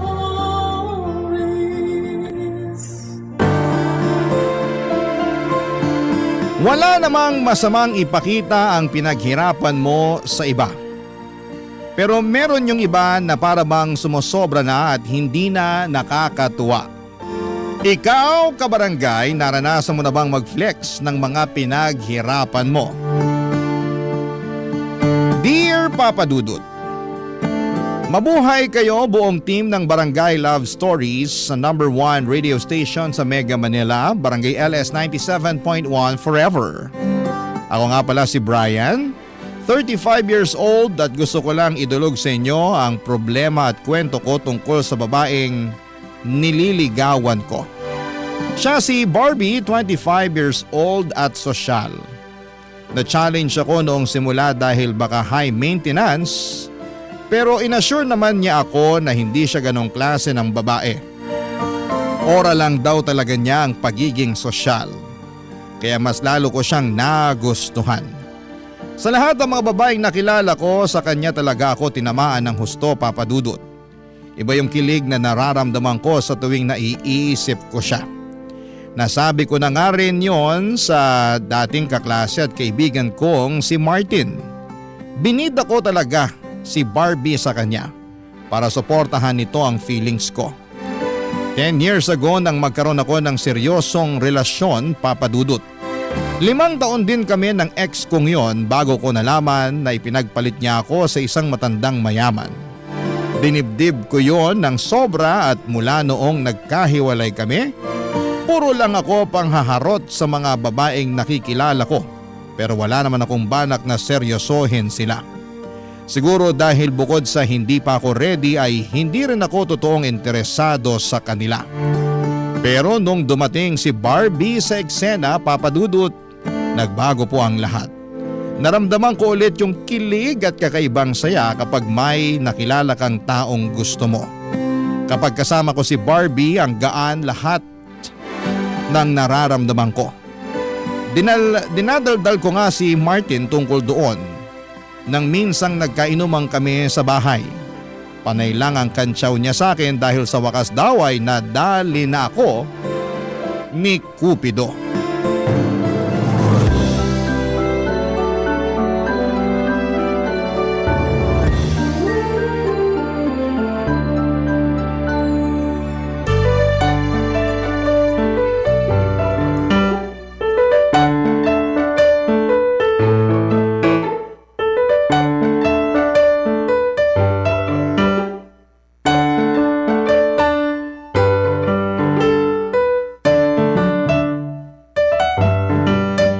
Himala talaga na bigla kang nagpainom ah. Huwag mo nang punahin. Baka mausog at hindi na tumaulit. Iba talaga kapag in love. Handang gumastos, makapagyabang lang sa kaibigan. Hayaan mo na ako. Ngayon na nga lang tumibok tong puso ko eh. Ang corny mo, pre. Bakit ganyan ka na? Nabetsin ka ata ng sisig eh. Awat ka na sa pulutan ha. Sobra ka ha. Inaya nga kita mag-inuman para masuporta mo tong nararamdaman ko tapos panaybasag ka naman dyan. O sige na, magkwento ka na dali. Basta o-order pa ako ng sisig ha. Akong bahala sa lahat ng gastos ngayon. Basta makinig ka lang kasi ang saya ko talaga. Parang nahanap ko na si Dawan eh. Nakaw, delikado tayo ah. Ganyan na ganyan din linyahan ko kay Marie Chris dati. Pero nasan kami ngayon? Ayun, binlock na namin sa Facebook ang isa't isa. Huwag mo naman akong takutin. Bakit? Kabado 20 ka na? Sinisira mo moment ko eh. Biro lang. O sige na, naniniwala na akong siya yung Dawan mo. Ano nga ulit pangalan niya? Barbie. Wow! Pangalan pa lang parang ang ganda na. Parang Barbie Fortesa ba ang datingan? Sa kinis at kasimplihan. Oo pre. Tapos yung kaseksyan parang si Julian San Jose. Pangkalendaryo. Jackpot ka na dyan pre. Huwag mo nang pakawalan. Hindi ko na talaga papakawalan. Alam mo nang matagal din akong broken sa ex ko eh. Kaya nga natutuwa ako na may nakilala ka na ulit eh. Pero sigurado ako, hindi ka na naman magpapakita sa akin kasi puro kay Barbie na yung oras mo. Hindi ako ganun ha. Anong hindi? Nung kayo nung ex mo nun, ni Anino mo, hirap hagilapin eh. Tapos nung nag-break kayo, lagi mo akong kinukulit. Tsaka ka lang nakakaalala kapag single at miserable ka eh. Huwag ka mag-alala. Kahit maging kami ni Barbie, hindi na tayo magagaya tulad ng dati. Magkakaroon pa rin ako ng time sa'yo. Kinilabutan ako pre. Parang bromance ah. Parang kabit mo ako, parang yun yung tunog. Ano ba yan? Panira ka talaga kahit kailan. Pero hindi ka pa pala sinasagot ng Barbie mo? Okay lang naman sa akin. Hindi naman ako nagmamadali. Ayos lang sa akin to para mas makilala pa namin ang isa't isa. Mabuti yan, pero dapat wag ring masyadong mabagal, ha? Kasi baka mamaya masalisihan ka pa. Tapos yung mga kasabayan mo, itsurang Raver Cruz, tas may pa-abs na mala David Licauco. Yari tayo. Teka, paano mo nalaman na may abs si David Licauco? Siyempre, nakafollow ako sa kanya sa Facebook. Top fan nga niya ako kasi pinupusuan ko lahat ng pictures niya. Hindi ko pinalalampas. Abado ako sa'yo ha. Kala ko babaeng hanap mo. Si David Licauco pala. Gumaganti ka sa pangaasar ha. Kaya tinan mo, makakabawi ako sa'yo, umanda ka. Pero pre, seryoso na to. Masaya ako para sa'yo. At sana si Barbie na nga talaga. Kasawa ka kasing makita na palipat-lipat ng babae. Talo mo pa mga bubuyog. Alam mo di magtatagal, magwewelga na sila. Talo mo pa sila sa pag-ikot sa mga bulaklak eh. Hindi na ako lilibot sa ibang bulaklak. Si Barbie, sapat na. Basta tandaan mo rin pre, kapag broken ka kay Barbie, pwede mo akong ayahin uminom. Basta libre mo lahat, lalo na yung sisig. Loko, hindi ako mabobroken kay Barbie. Itaga mo yan sa abs ni David Licauco. Nagkantsawan pa kaming muli ni Martin at saka pinagpatuloy ang masayang inuman. Kung saan na napadpad ang usapan namin. Pero hindi matanggal sa isipan ko si Barbie, Papa Dudut. Kahit magkausap kami ni Martin ay panayang sulyap ko sa cellphone ko. Magka-chat kasi kami ni Barbie at hinayaan naman ako ni Martin kahit alam niyang wala sa inuman ng focus namin. Panay na lang din ang kantsaw niya sa akin dahil hindi ko na raw matanggal ang ngiti ko habang kausap si Barbie. Paano ko ba naman kasi gagawin yon ay punong-puno ng kilig ang dibdib ko. Iba talaga si Barbie. Kahit sa ex ko noon ay hindi ko yon naramdaman. Feeling ko talaga si Barbie na ang the one. Nakadagdag din kasi na masipag siyang mag-reply sa panghaharot ko sa kanya. Kaya mas ginanahan ako, Papa Dudut. Nakilala ko si Barbie sa isang kasal ng katrabaho ko. Mabuti na nga lang at pumunta ako. Hindi sana ako pupunta dahil masyado akong bitter. Ayokong makakita ng mga taong masasaya dahil in love sila. Pinilit ako ng katrabaho ko na umattend dahil may ipapakilala raw siya. Noong una pumayag ako kasi naisip ko na isang panibagong babae ang haharutin pero hindi bibigyan ng commitment. Pero nagkamali ako, Papa Dudut, dahil nung pinakilala na si Barbie sa akin. Hindi lang harot ang gusto kong mangyari sa amin. Gusto kong magseryosohan na kaming dalawa. Buong gabi kaming dalawa lang ang magkausap. Napansin na ngayon ang lahat kaya kinantsawan kaming dalawa. Wala kaming pakialam noon, Papa Dudut. Masyado kaming masaya para intindihin ang pang-aasar ng ibang tao.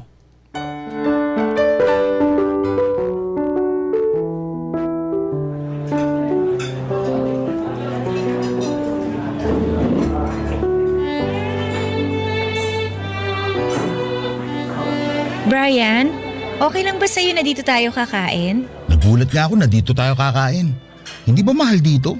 Napapanood ko to sa mga vlogger eh. Oo, pero masarap naman daw ang pagkain dito. Tsaka maganda rin ang ambience. Bawing-bawi sa ibabayad natin. Ako magbabayad dito. Ako nagyaya eh. Talaga ba? Di ba nakakahiya? Ayos lang, ano ka ba? Lalaki ako, kaya dapat ako magbayad. Pwede naman ako mag-ambag para hindi naman tunog abusado. Ang ambag mo lang ngayon, pangitiin ako. Makakapag-ambag ka ba nun? Naku, mabubusog ka sa ambag ko. Tara, order na tayo. Boom! Mahal nga rito. Grabe ang presyohan ha. Nakita mo? Huwag na lang ba tayo rito? Pwede naman tayong lumipat sa mga turo-turo kung yun lang afford mo. Aray naman, nasaling ang pagkalalaki ko doon. Kaya ko to, nag-inarte lang ako. Hindi tayo lilipat sa turo-turo. Ang ganda pa naman ang suot mo ngayon. Bagay sa presyo ng mga pagkain dito. Salamat ha. Pinaghandaan ko talaga tong date natin kaya nagmaganda ako. Kala ko nga nasobrahan ako eh. Wala nang masosobra pa kaysa sa presyo ng kanin nila rito. Grabe! Talagang 120 ang isang order ng plain rice na mayroong celery sa ibabaw? Parang masama talaga ang loob mo na kakain tayo rito, no? Huwag na lang kaya nating ituloy to. Ako na tong nahihiya eh. Uy, ikaw naman. Nagbibiro lang ako. Hindi tayo aalis. Kaya ko magbayad dito. Umorder ka lang dyan. Akong bahala. Okay lang ba kung umorder ako ng steak? Magkano bang steak nila dito? 2.5 lang naman yung pinakamura. 2.5? Pinakamura pa yun?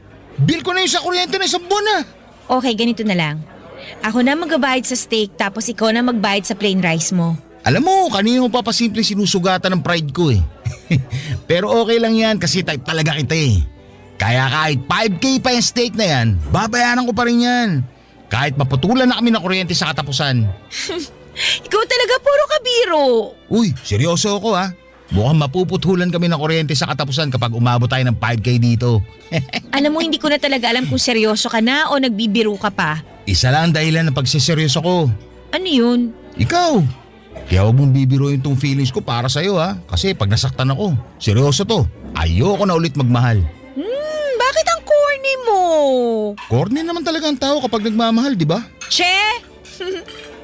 Ano, order na tayo? Uy, okay lang talaga ha. Kahit umabot tayo ng 5,000. Oo naman. Kung talagang love language mo ang steak, sige, ibibili kita kahit 10,000 pa yan. Brian? Ano yun? Mamaya pag dumating yung mga order natin, picturean mo ako kasama yun ha. Dapat kita rin yung logo ng restaurant na to para alam nila kung saan tayo kumain. Okay lang ba? Huwag mo nang itatapon yung resibo ha, kasi sasama ko yan sa imamay day ko. Huwag mong lukutin para naman hindi nakakahiya sa makaka-view. Tara, order na tayo. Papa Dudut, hindi ko naman minamasama ang gustong mangyari ni Barbie. Ano lang ba naman yung picturean ko siya kasama ang mga maalaginto na presyong steak na gusto niyang orderin. Kahit isama pa niya ang resibo ng kabilang table ay wala ring problema sa akin. Ganoon naman kasi ang uso lalo na para sa mga Gen Z. Kailangang i-flex ang good moments.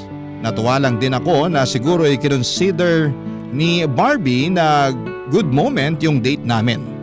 Noong dumating na nga yung mga order namin ay panay ang picture ko sa kanya.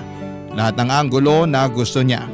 Nahirapan pa akong isama pati yung logo ng restaurant kasi nga medyo malayo yon sa amin. Pero nagawan pa rin namin yon ng paraan. Kumukulo na ang sikmura ko pero hindi pa kami tapos magpicturan. Medyo lumamig na yung mga in-order naming steak at hindi na tuloy nakakatuwang kainin.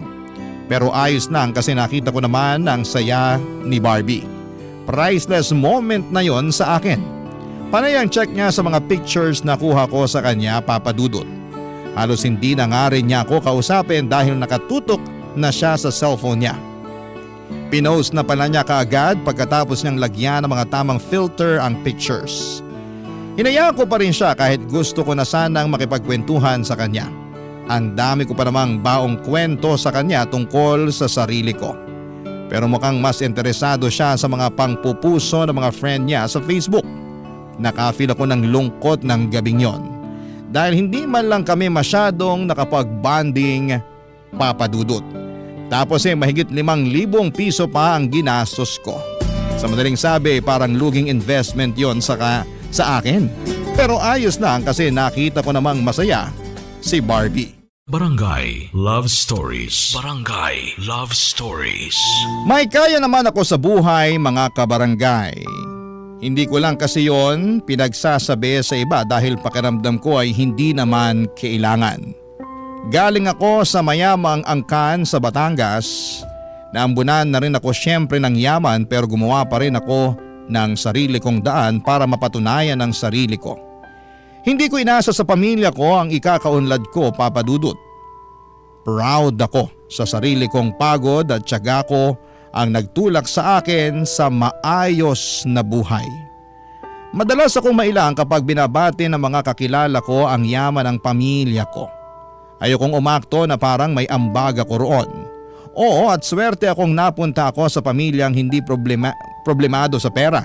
Pero mas gusto kong sa sarili kong gawa ako nagkaroon ng ipangbabayad ko sa lahat ng mga kailangan ko sa pang-araw-araw.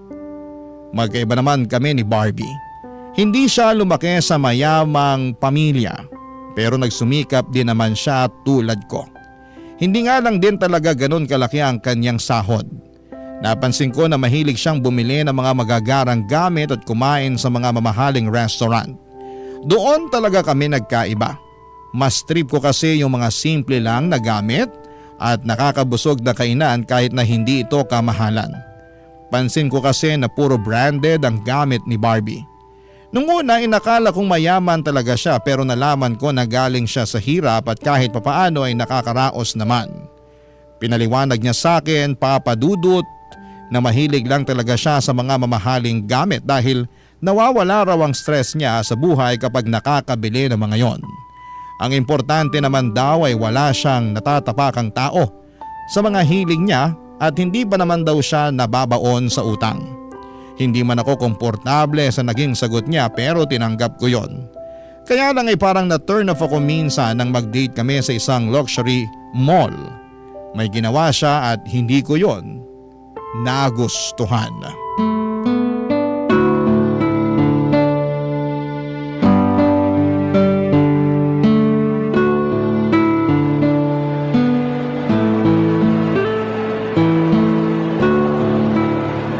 Grabe!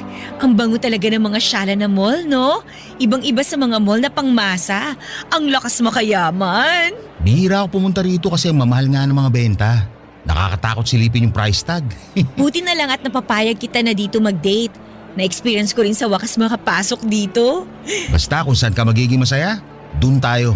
Alam mo naman na yun. Nako, baka sa simula ka lang ganyan ha. Baka kapag sinagot na kita, hindi na kita mapasunod. Kahit gumawa pa tayo ng kasulatan na magiging under ako sa'yo habang buhay. Ikaw talaga? Pag ako sinumpong baka totohanin ko yan. Sige ka. Uy, Brian! Ano yun? Tingnan mo tong bag na to. Ganda. Mukhang mahal. Huwag na natin lapitan, baka magasgasan. Ay, hindi pwede. Pasok tayo sa loob. Please. Gusto ko lang talaga mahawakan tsaka mapicturan. Ang alam ko, bawal magpa-picture sa mga luxury bags pag hindi naman bibilhin. Para hindi raw magawa ng replika. Sino ba nagsabi sa'yo na hindi ko bibilhin? Ay, bibilhin mo nga. Joke! Siyempre hindi, no? Hindi ko yan afford, pero gusto ko lang hawakan. Magpunos ka maigi ng kamay mo, ha? Baka mamaya nagmamantika yung kamay mo. Naku, madali tayo niyan. Huwag ka mag-alala. Mukhang hindi ako susumpungin ng pasma ko ngayon. Halika na! Sabi nila, pagpapasok ka raw sa mga luxury shop, huwag ka raw papahalata na mahirap ka kasi hindi ka nila i-entertain. Mukha namang nahahalata na nila na hindi tayo mayaman. Kasi walang lumalapit sa atin para mag-assist. At mukhang ginajudge pa tayo nung isa ro sa sulok, oh. Hayaan mo siya. Hindi rin yan makakapalag sa atin kasi may SOCMED na. Huwag niya tayong ma-discriminate ha, kasi talagang ipopost ko siya sa Facebook. Hindi naman siguro tayo aabot sa ganun. Oh, sige na, hawakan mo na yung bag para matapos na makakain na tayo. Huwag mo ko madaliin. Moment ko to. Brian, ang ganda ng bag na to. Tingnan mo. Dahan-dahan lang sa paghawak ha, kasi tinitignan na nila tayo eh. Ayan, mukhang papalapit na yung isa. Huwag ka kasing kabahan. Harangan mo ko saglit. Harangan? Bakit? Para hindi nila makita na pipicturean ko tong bag. Bawal ngang picturean yan. Kaya nga simple tayo, di ba? Harangan mo ko dali bago sila makalapit. Sige, pero dalian mo ha. Ayan, nakadalawang picture na ako. Okay na to, tara na. Mabuti pa nga. May picture na ako, hawak yung pangarap kong bag. Ay, grabe yung kaba ko dun ha. Buti, nakalabas na tayo bago nila tayo usasain. Wala na akong pakialam sa kanila, no? Basta masaya ako na meron na ako ipopost mamaya sa Facebook ko. Ipopost mo talaga? Eh, hindi mo naman binili ha. Kahit na, kunwari na lang na nabili ko na. Di naman nila malalaman yun. Konting crop lang sa pictures ko kanina, magbumukhang sa akin na yung bag. Pero paano kung may ibang makahalata o makaalam? Eh malalaman lang nila yon kapag sinabi mo. Kaya itiko mo lang yung bibig mo ha. Atin-atin lang to. Okay? Nagmadali na nga kaming lumayo sa pwesto namin yon para makahanap na kami ng pwedeng maupuan. Panay na kasi ang pangungulit ni Barbie na maupo na kami para ma-edit at ma-post na niya ang pictures na kuha niya kasama ang pangarap niyang bag. Napunta kami sa isang Chinese restaurant. Mas ipopost kesa umorder. Ako na tuloy ang nahiya sa waiter na pabalik-balik para ma-check kung may orders na kami. Ang tagal din bago niya na-edit ang mga pictures. Kasi raw yung mga naunang inuna nito na ayusin ang edit niya. Nagmukhang hindi sa kanya yung bag. May gusto sana akong sabihin sa kanya pero alam kong ikakasama niya ng loob yon.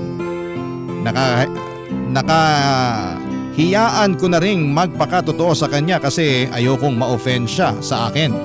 Lalo na't gusto ko na talaga siya, Papa Dudut. Iniisip ko na lamang na yun naman na siguro ang huling beses na gagawin niya ang mga bagay na yon. Pero hindi nangyari ang iniisip ko. Sa next date namin, gusto ulit niyang bumalik sa luxury mall na yon para magsukat naman ng mga mamahaling damit at magpapanggap na OOTD niya ang suot niya. Buti sana kung binili niya pero pinahirapan niya lang ang mga nag-a-assist sa kanya. Wala siyang binili maski isa. Sabi niya hindi pa raw niya afford bilhin yon kaya makukontento na siya na i-post na lamang yon at magkunwaring sa kanya talagang mga yon. Wala naman daw magtatanong basta wag lang daw akong sasagot kung sakaling may mga has na magtanong tungkol sa mga ipinopost niya. Ganon na siya kakomportable sa akin, Papa Dudut. Nakwento ko yon kay Martin nang minsan akong dumalaw sa kanila.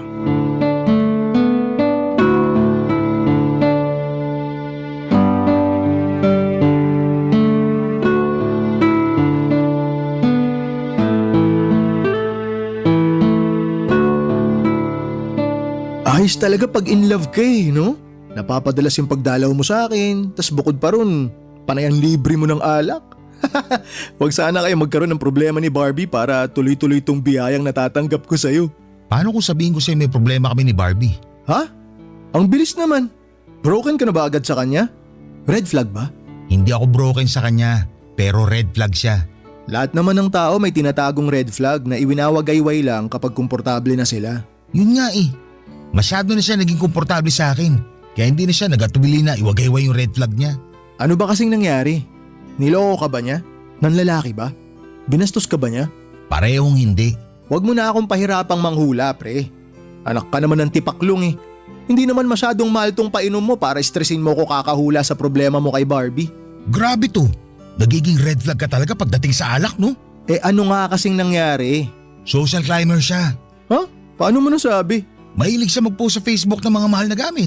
Uso naman yan ngayon.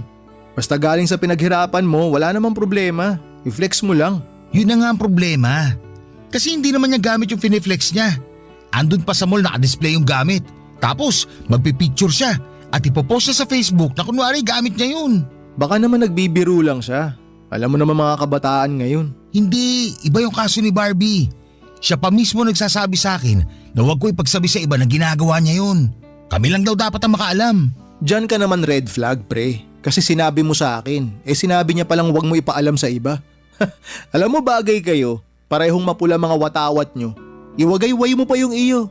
Seryoso na kasi Martin. Kilala mo naman ako. Ayoko sa mga social climber. Wala naman siyang nasasaktang ibang tao sa ginagawa niya.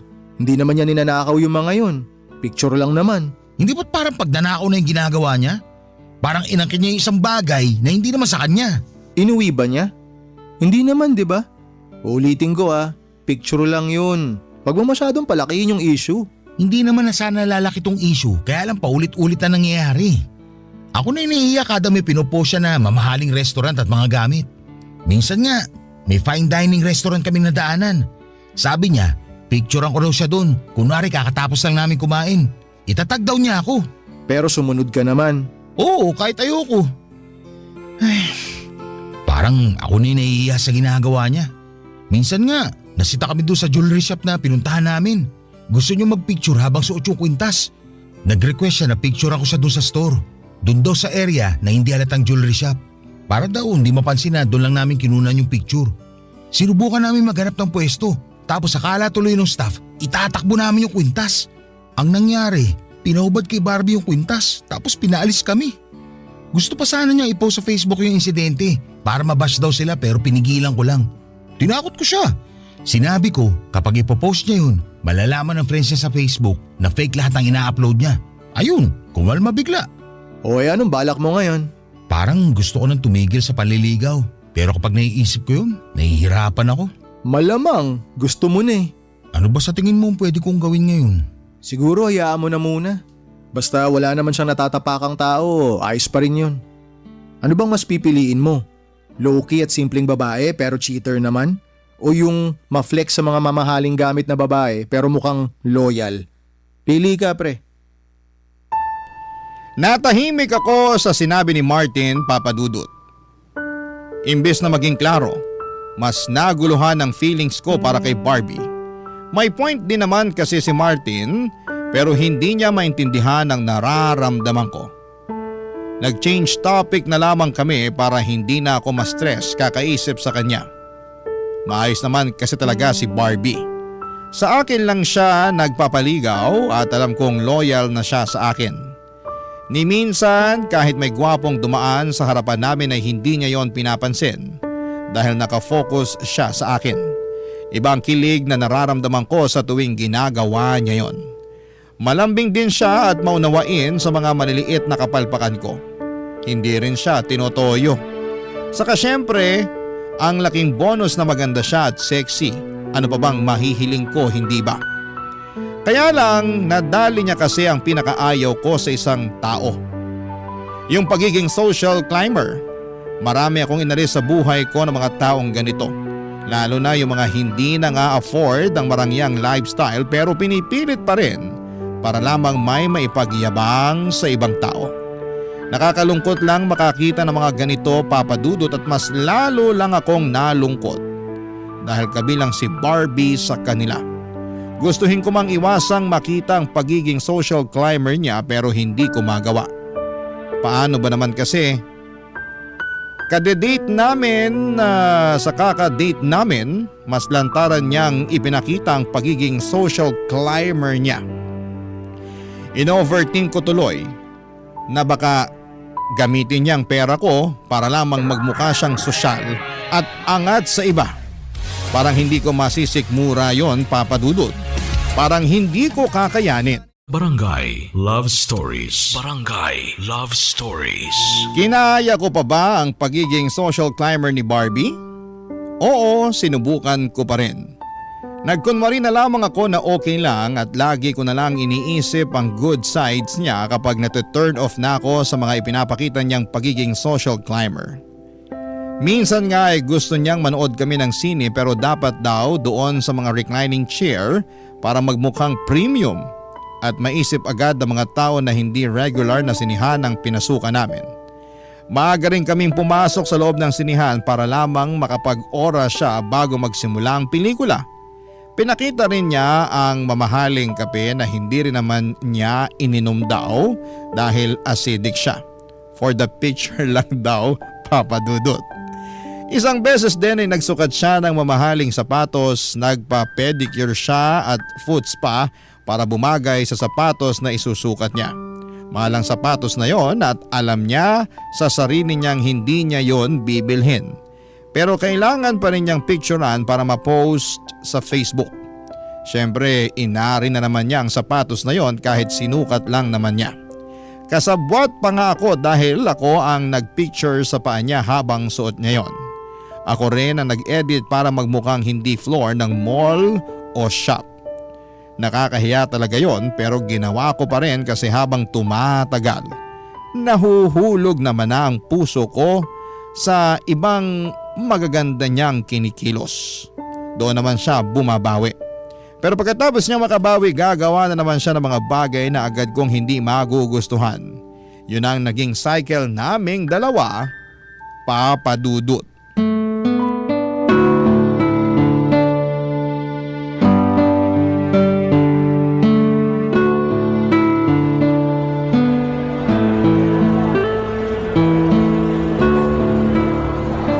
Napagod yung pa akong umaura, ha? Ang tagal mo kasi bago nakuha yung tamang anggulo eh. Sorry. Hindi naman kasi ako magaling magpicture. Sayo ko lang naman to ginagawa. Eh dapat masanay ka na. Kasi kapag tayo na, ikaw na ang official photographer ko. Siguro, kaya mo naman ang gawin yung mag-isa. Hanga nga ako sa galing mo magpicture eh. Huwag mo na ako idamay dyan. Hindi pwede, no? Kailangan pa rin kita. Para makarelate ka na rin sa mga boyfriend na taga-picture ng maaarte nilang girlfriend. Ay, hindi na ako makapaghintay na maging official na tayo. Bakit kasi hindi mo pa ako sagutin ngayon? Oy, may lakad ka ba? Ba't nagmamadali ka? Ikaw kaya nagsabi na hindi ka na makapaghintay na maging official tayo. Wait lang kasi. Sure naman na sasagutin kita balang araw eh. Pero ngayon, wait lang muna. Bakit? Tetestingin mo pa ba ako? Hindi naman. Kasi gusto kitang sagutin kapag nasa ibang bansa na tayo. Ha? Hindi ba cute yun sa'yo? Sa ibang bansa magiging tayo? So, kailangan muna natin pumunta sa ibang bansa para sagutin mo ako? Kasi pwede naman. Mahilig naman ako mag-travel. Hindi ako mahilig mag-travel eh. Tsaka sayang lang ang pera, mapapagod lang ako sa kakalakad. Mabilis din ako mahilo sa biyahe, hindi ko kaya. Nalalabuan ako sa gusto mong mangyari. Gusto mo, sa ibang bansa ako sagutin. Pero ayaw mo naman mag-travel para mangyari yun.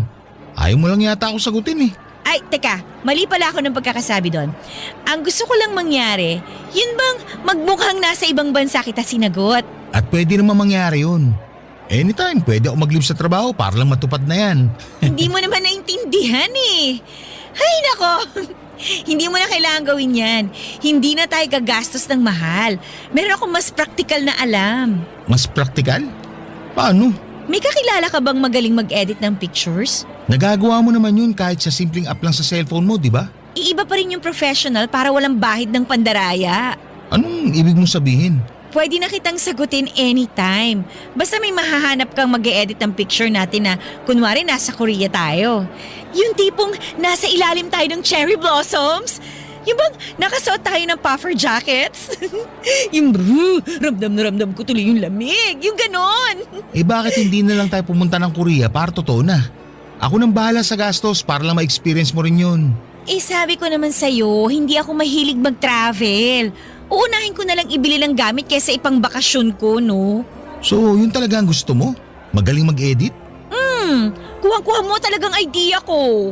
Ay, para may ma-post ka sa Facebook, tama ba? Oo, grabe. Iba na talaga ang connection nating dalawa. Gets na gets mo na yung gusto ko. Pero sa panahon ngayon, kahit gaano kagaling yung nag-edit, mahalata pa rin. Marami nang magagaling na mga mata ngayon. Mahirap na kapag nagkabukingan. Nakakahiya. Hindi yan. Marami akong friends sa Facebook na alam agad kapag edited ang picture o hindi. E di i-hide natin sa kanila. Basta yun lang naman yung gusto ko eh. I-edit tayo sa iba't ibang lugar sa Korea. Gusto ko yung mga sikat na tourist spot doon ha. Tsaka kung pwedeng mag-edit na may kasama tayong sikat na artista sa Korea. Diba? Kunwari kasama natin nagsasamgyupsal. Perfect yun, diba? Perfect yun. Parang hindi ako sigurado kung gusto ko yan. Alam ko na bibigla ka pa lang ngayon. Pero mamaya pagka uwi mo, marirealize mo na maganda yung idea ko. At least, hindi ka nagagastos pang travel natin, di ba? Kailangan lang nating magpanggap. Hindi ako makapaniwala sa sinabi ni Barbie, Papa Dudut. Pero inintindi at inunawa ko pa rin. Siguro'y ganun lang talaga siya, baka may nangyari sa kanya noon kaya naging social climber siya. Sinubukan pa rin niya akong kumbinsihin tungkol sa ideya niya. Umuo na lamang ako para tumigil na siya. Pero ayoko talaga. Buong gabi na magkasama kami at wala siyang ibang bukang bibig kundi ang matuloy ang plano niya. Hindi pa rin ako nagsasalita tungkol doon. Nagtampo tuloy siya dahil nahalata niyang naiinis na ako. Nagpahatid na siya sa bahay at hindi niya ako tinext o chinat man lang. Nalungkot ako kaya minessage ko siya at sinabing payag na ako sa gusto niya. Naghanap talaga ako ng magaling mag-edit ng picture para magmukhang nasa Korea kami. Nagbayad ako ng malaki para lamang magawa yon. Natuwa si Barbie nang makita mga picture na inedit. Doon na niya ako sinagot. Pinost ni Barbie ang pictures namin at hindi ko yon inaccept sa timeline ko nang itag niya ako. Andun pa rin kasi ang hiya ko. Lalo na't nag-copy-paste din siya ng quote mula sa ibang magkarelasyon na vlogger. Iyang hiya talaga ako sa ginawa niyang yon. May mga taong nagko-comment at pabirong nagsasabi na baka edited daw. Pero nilabanan ni Barbie yon at sinabing totoo ang lahat. Nag-comment pa siya ng flight tickets namin kunwari pero kinuha lang niya mula sa internet ang mga yon. Kabado talaga ako na may makahalata. Halos atakihin ako ng anxiety dahil sa mga ginagawa niya. At nung hindi ko na talaga natiis, ginost ko na siya. Ilang beses niyang sinubukang puntahan ang bahay ko pero lagi akong nagtatago. Hindi ko siya kayang harapin dahil baka hindi ko ma-filter ang dapat kong sabihin sa kanya, Papa Dudut.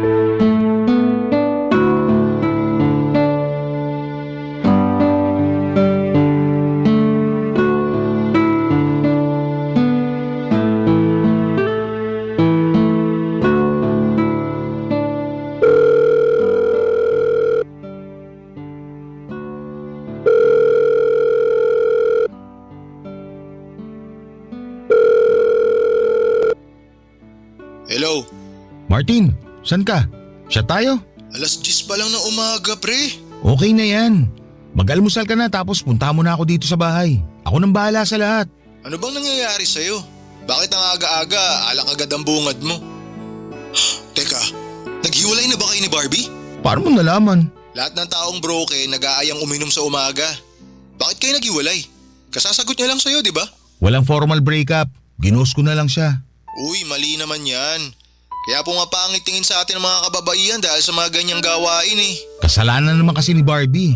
Kahit pa kasalanan niya, pre. Dapat tapusin mo pa rin ng maayos para hindi na umasa yung tao. Papahirapan mo pa siya eh. Bigyan mo na agad ng closure. Napasaya ka rin naman niya kahit papano. Baka kasi kapag magkaharap kami, hindi ko makayanan. Baka bigla akong maging marupok. Alam mo naman na siya ang kahinaan ko ngayon. Bakit ba kasi nakipaghiwalay ka? Ang saya nyo pa naman tingnan dun sa mga picture nyo sa Korea. Ang laki ng ginastos mo ron tapos maghihiwalay rin pala kayo. Ay, yan na nga eh. Hindi naman talaga kami pumunta ng Korea. Edited lang yung mga picture. Gusto niya lang palabasin na galing kami dun. Si Barbie may pakana nun. Bumayag lang ako para mapasaya siya. Pero hindi talaga ako komportable kaya... Kaya mo siya ginost. Mali ba talaga ako? Naiintindihan naman kita, pre. Mga bata pa lang tayo. Lagi mo nang sinasabi na ayaw mo sa mga social climber. Kaya lang, mas maganda kung sasabihin mo na lang sa kanya yung dahilan para magkaroon din siya ng closure. Ang hirap na may nasasaktan tayong tao. Ay, tama ka. Sige, pass muna sa inuman ngayon. Tatawagan ko lang si Barbie. Basta tuloy pa rin yung inuman, pre. Ano man maging resulta ng pag-uusap niyo ni Barbie, ha? Pero parang awa mo naman, pre. Mamayang gabi na natin i-schedule. Huwag ganito, tirik na tirik yung araw, oh. O sige, ako nang bahala mamaya. Bye. Kahit ayoko pero sige, tawagan na kita para magkali naman na.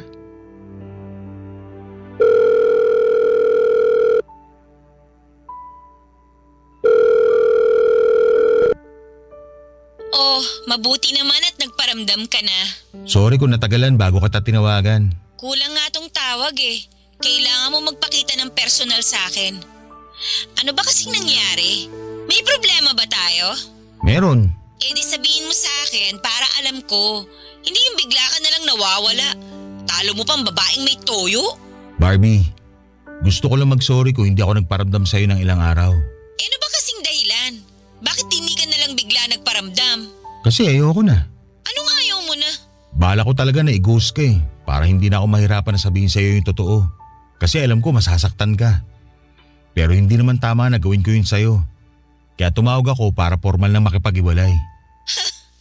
Ang galing mo rin no?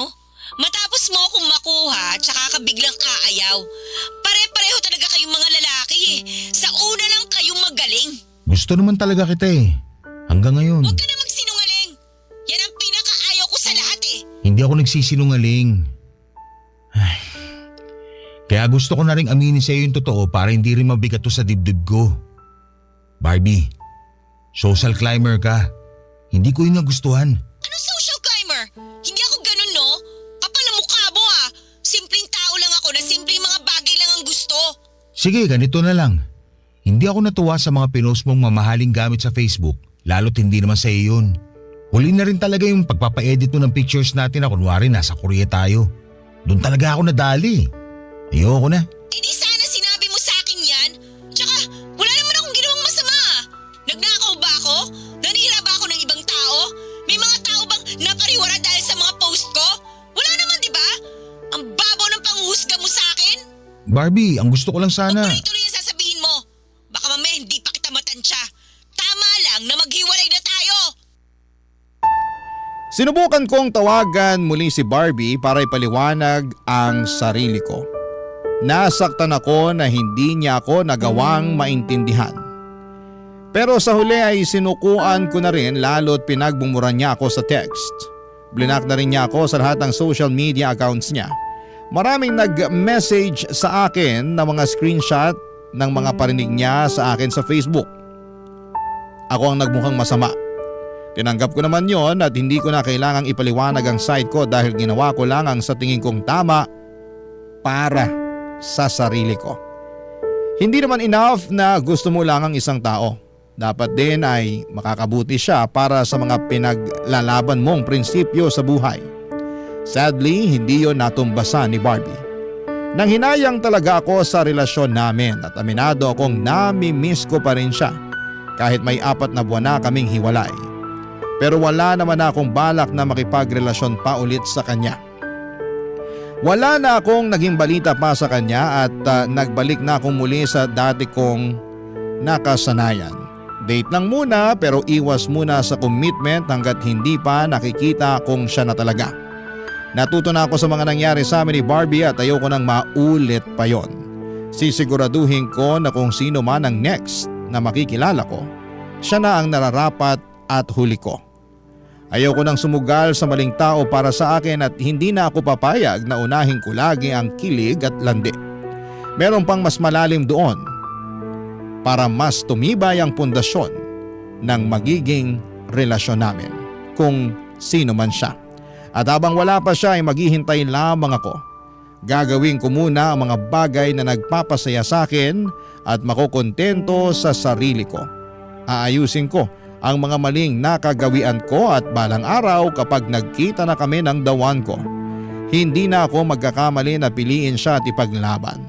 Dahil sigurado na ako sa mga desisyon ko sa sarili ko dahil minsan ay nagawa ko ng piliin kung ano ang mas tama para sa sarili ko. Maraming salamat po sa pagbasa ng aking liham. Ako ang inyong kabarangay forever, Brian. Barangay Love Stories. Barangay Love Stories. Anong say mo sa Barangay Love Stories na ito? Pagkwentuhan natin sa comment section yan. Nagustuhan ng iyong napakinggan? Ituloy yan via live stream sa www.gmanetwork.com/radio.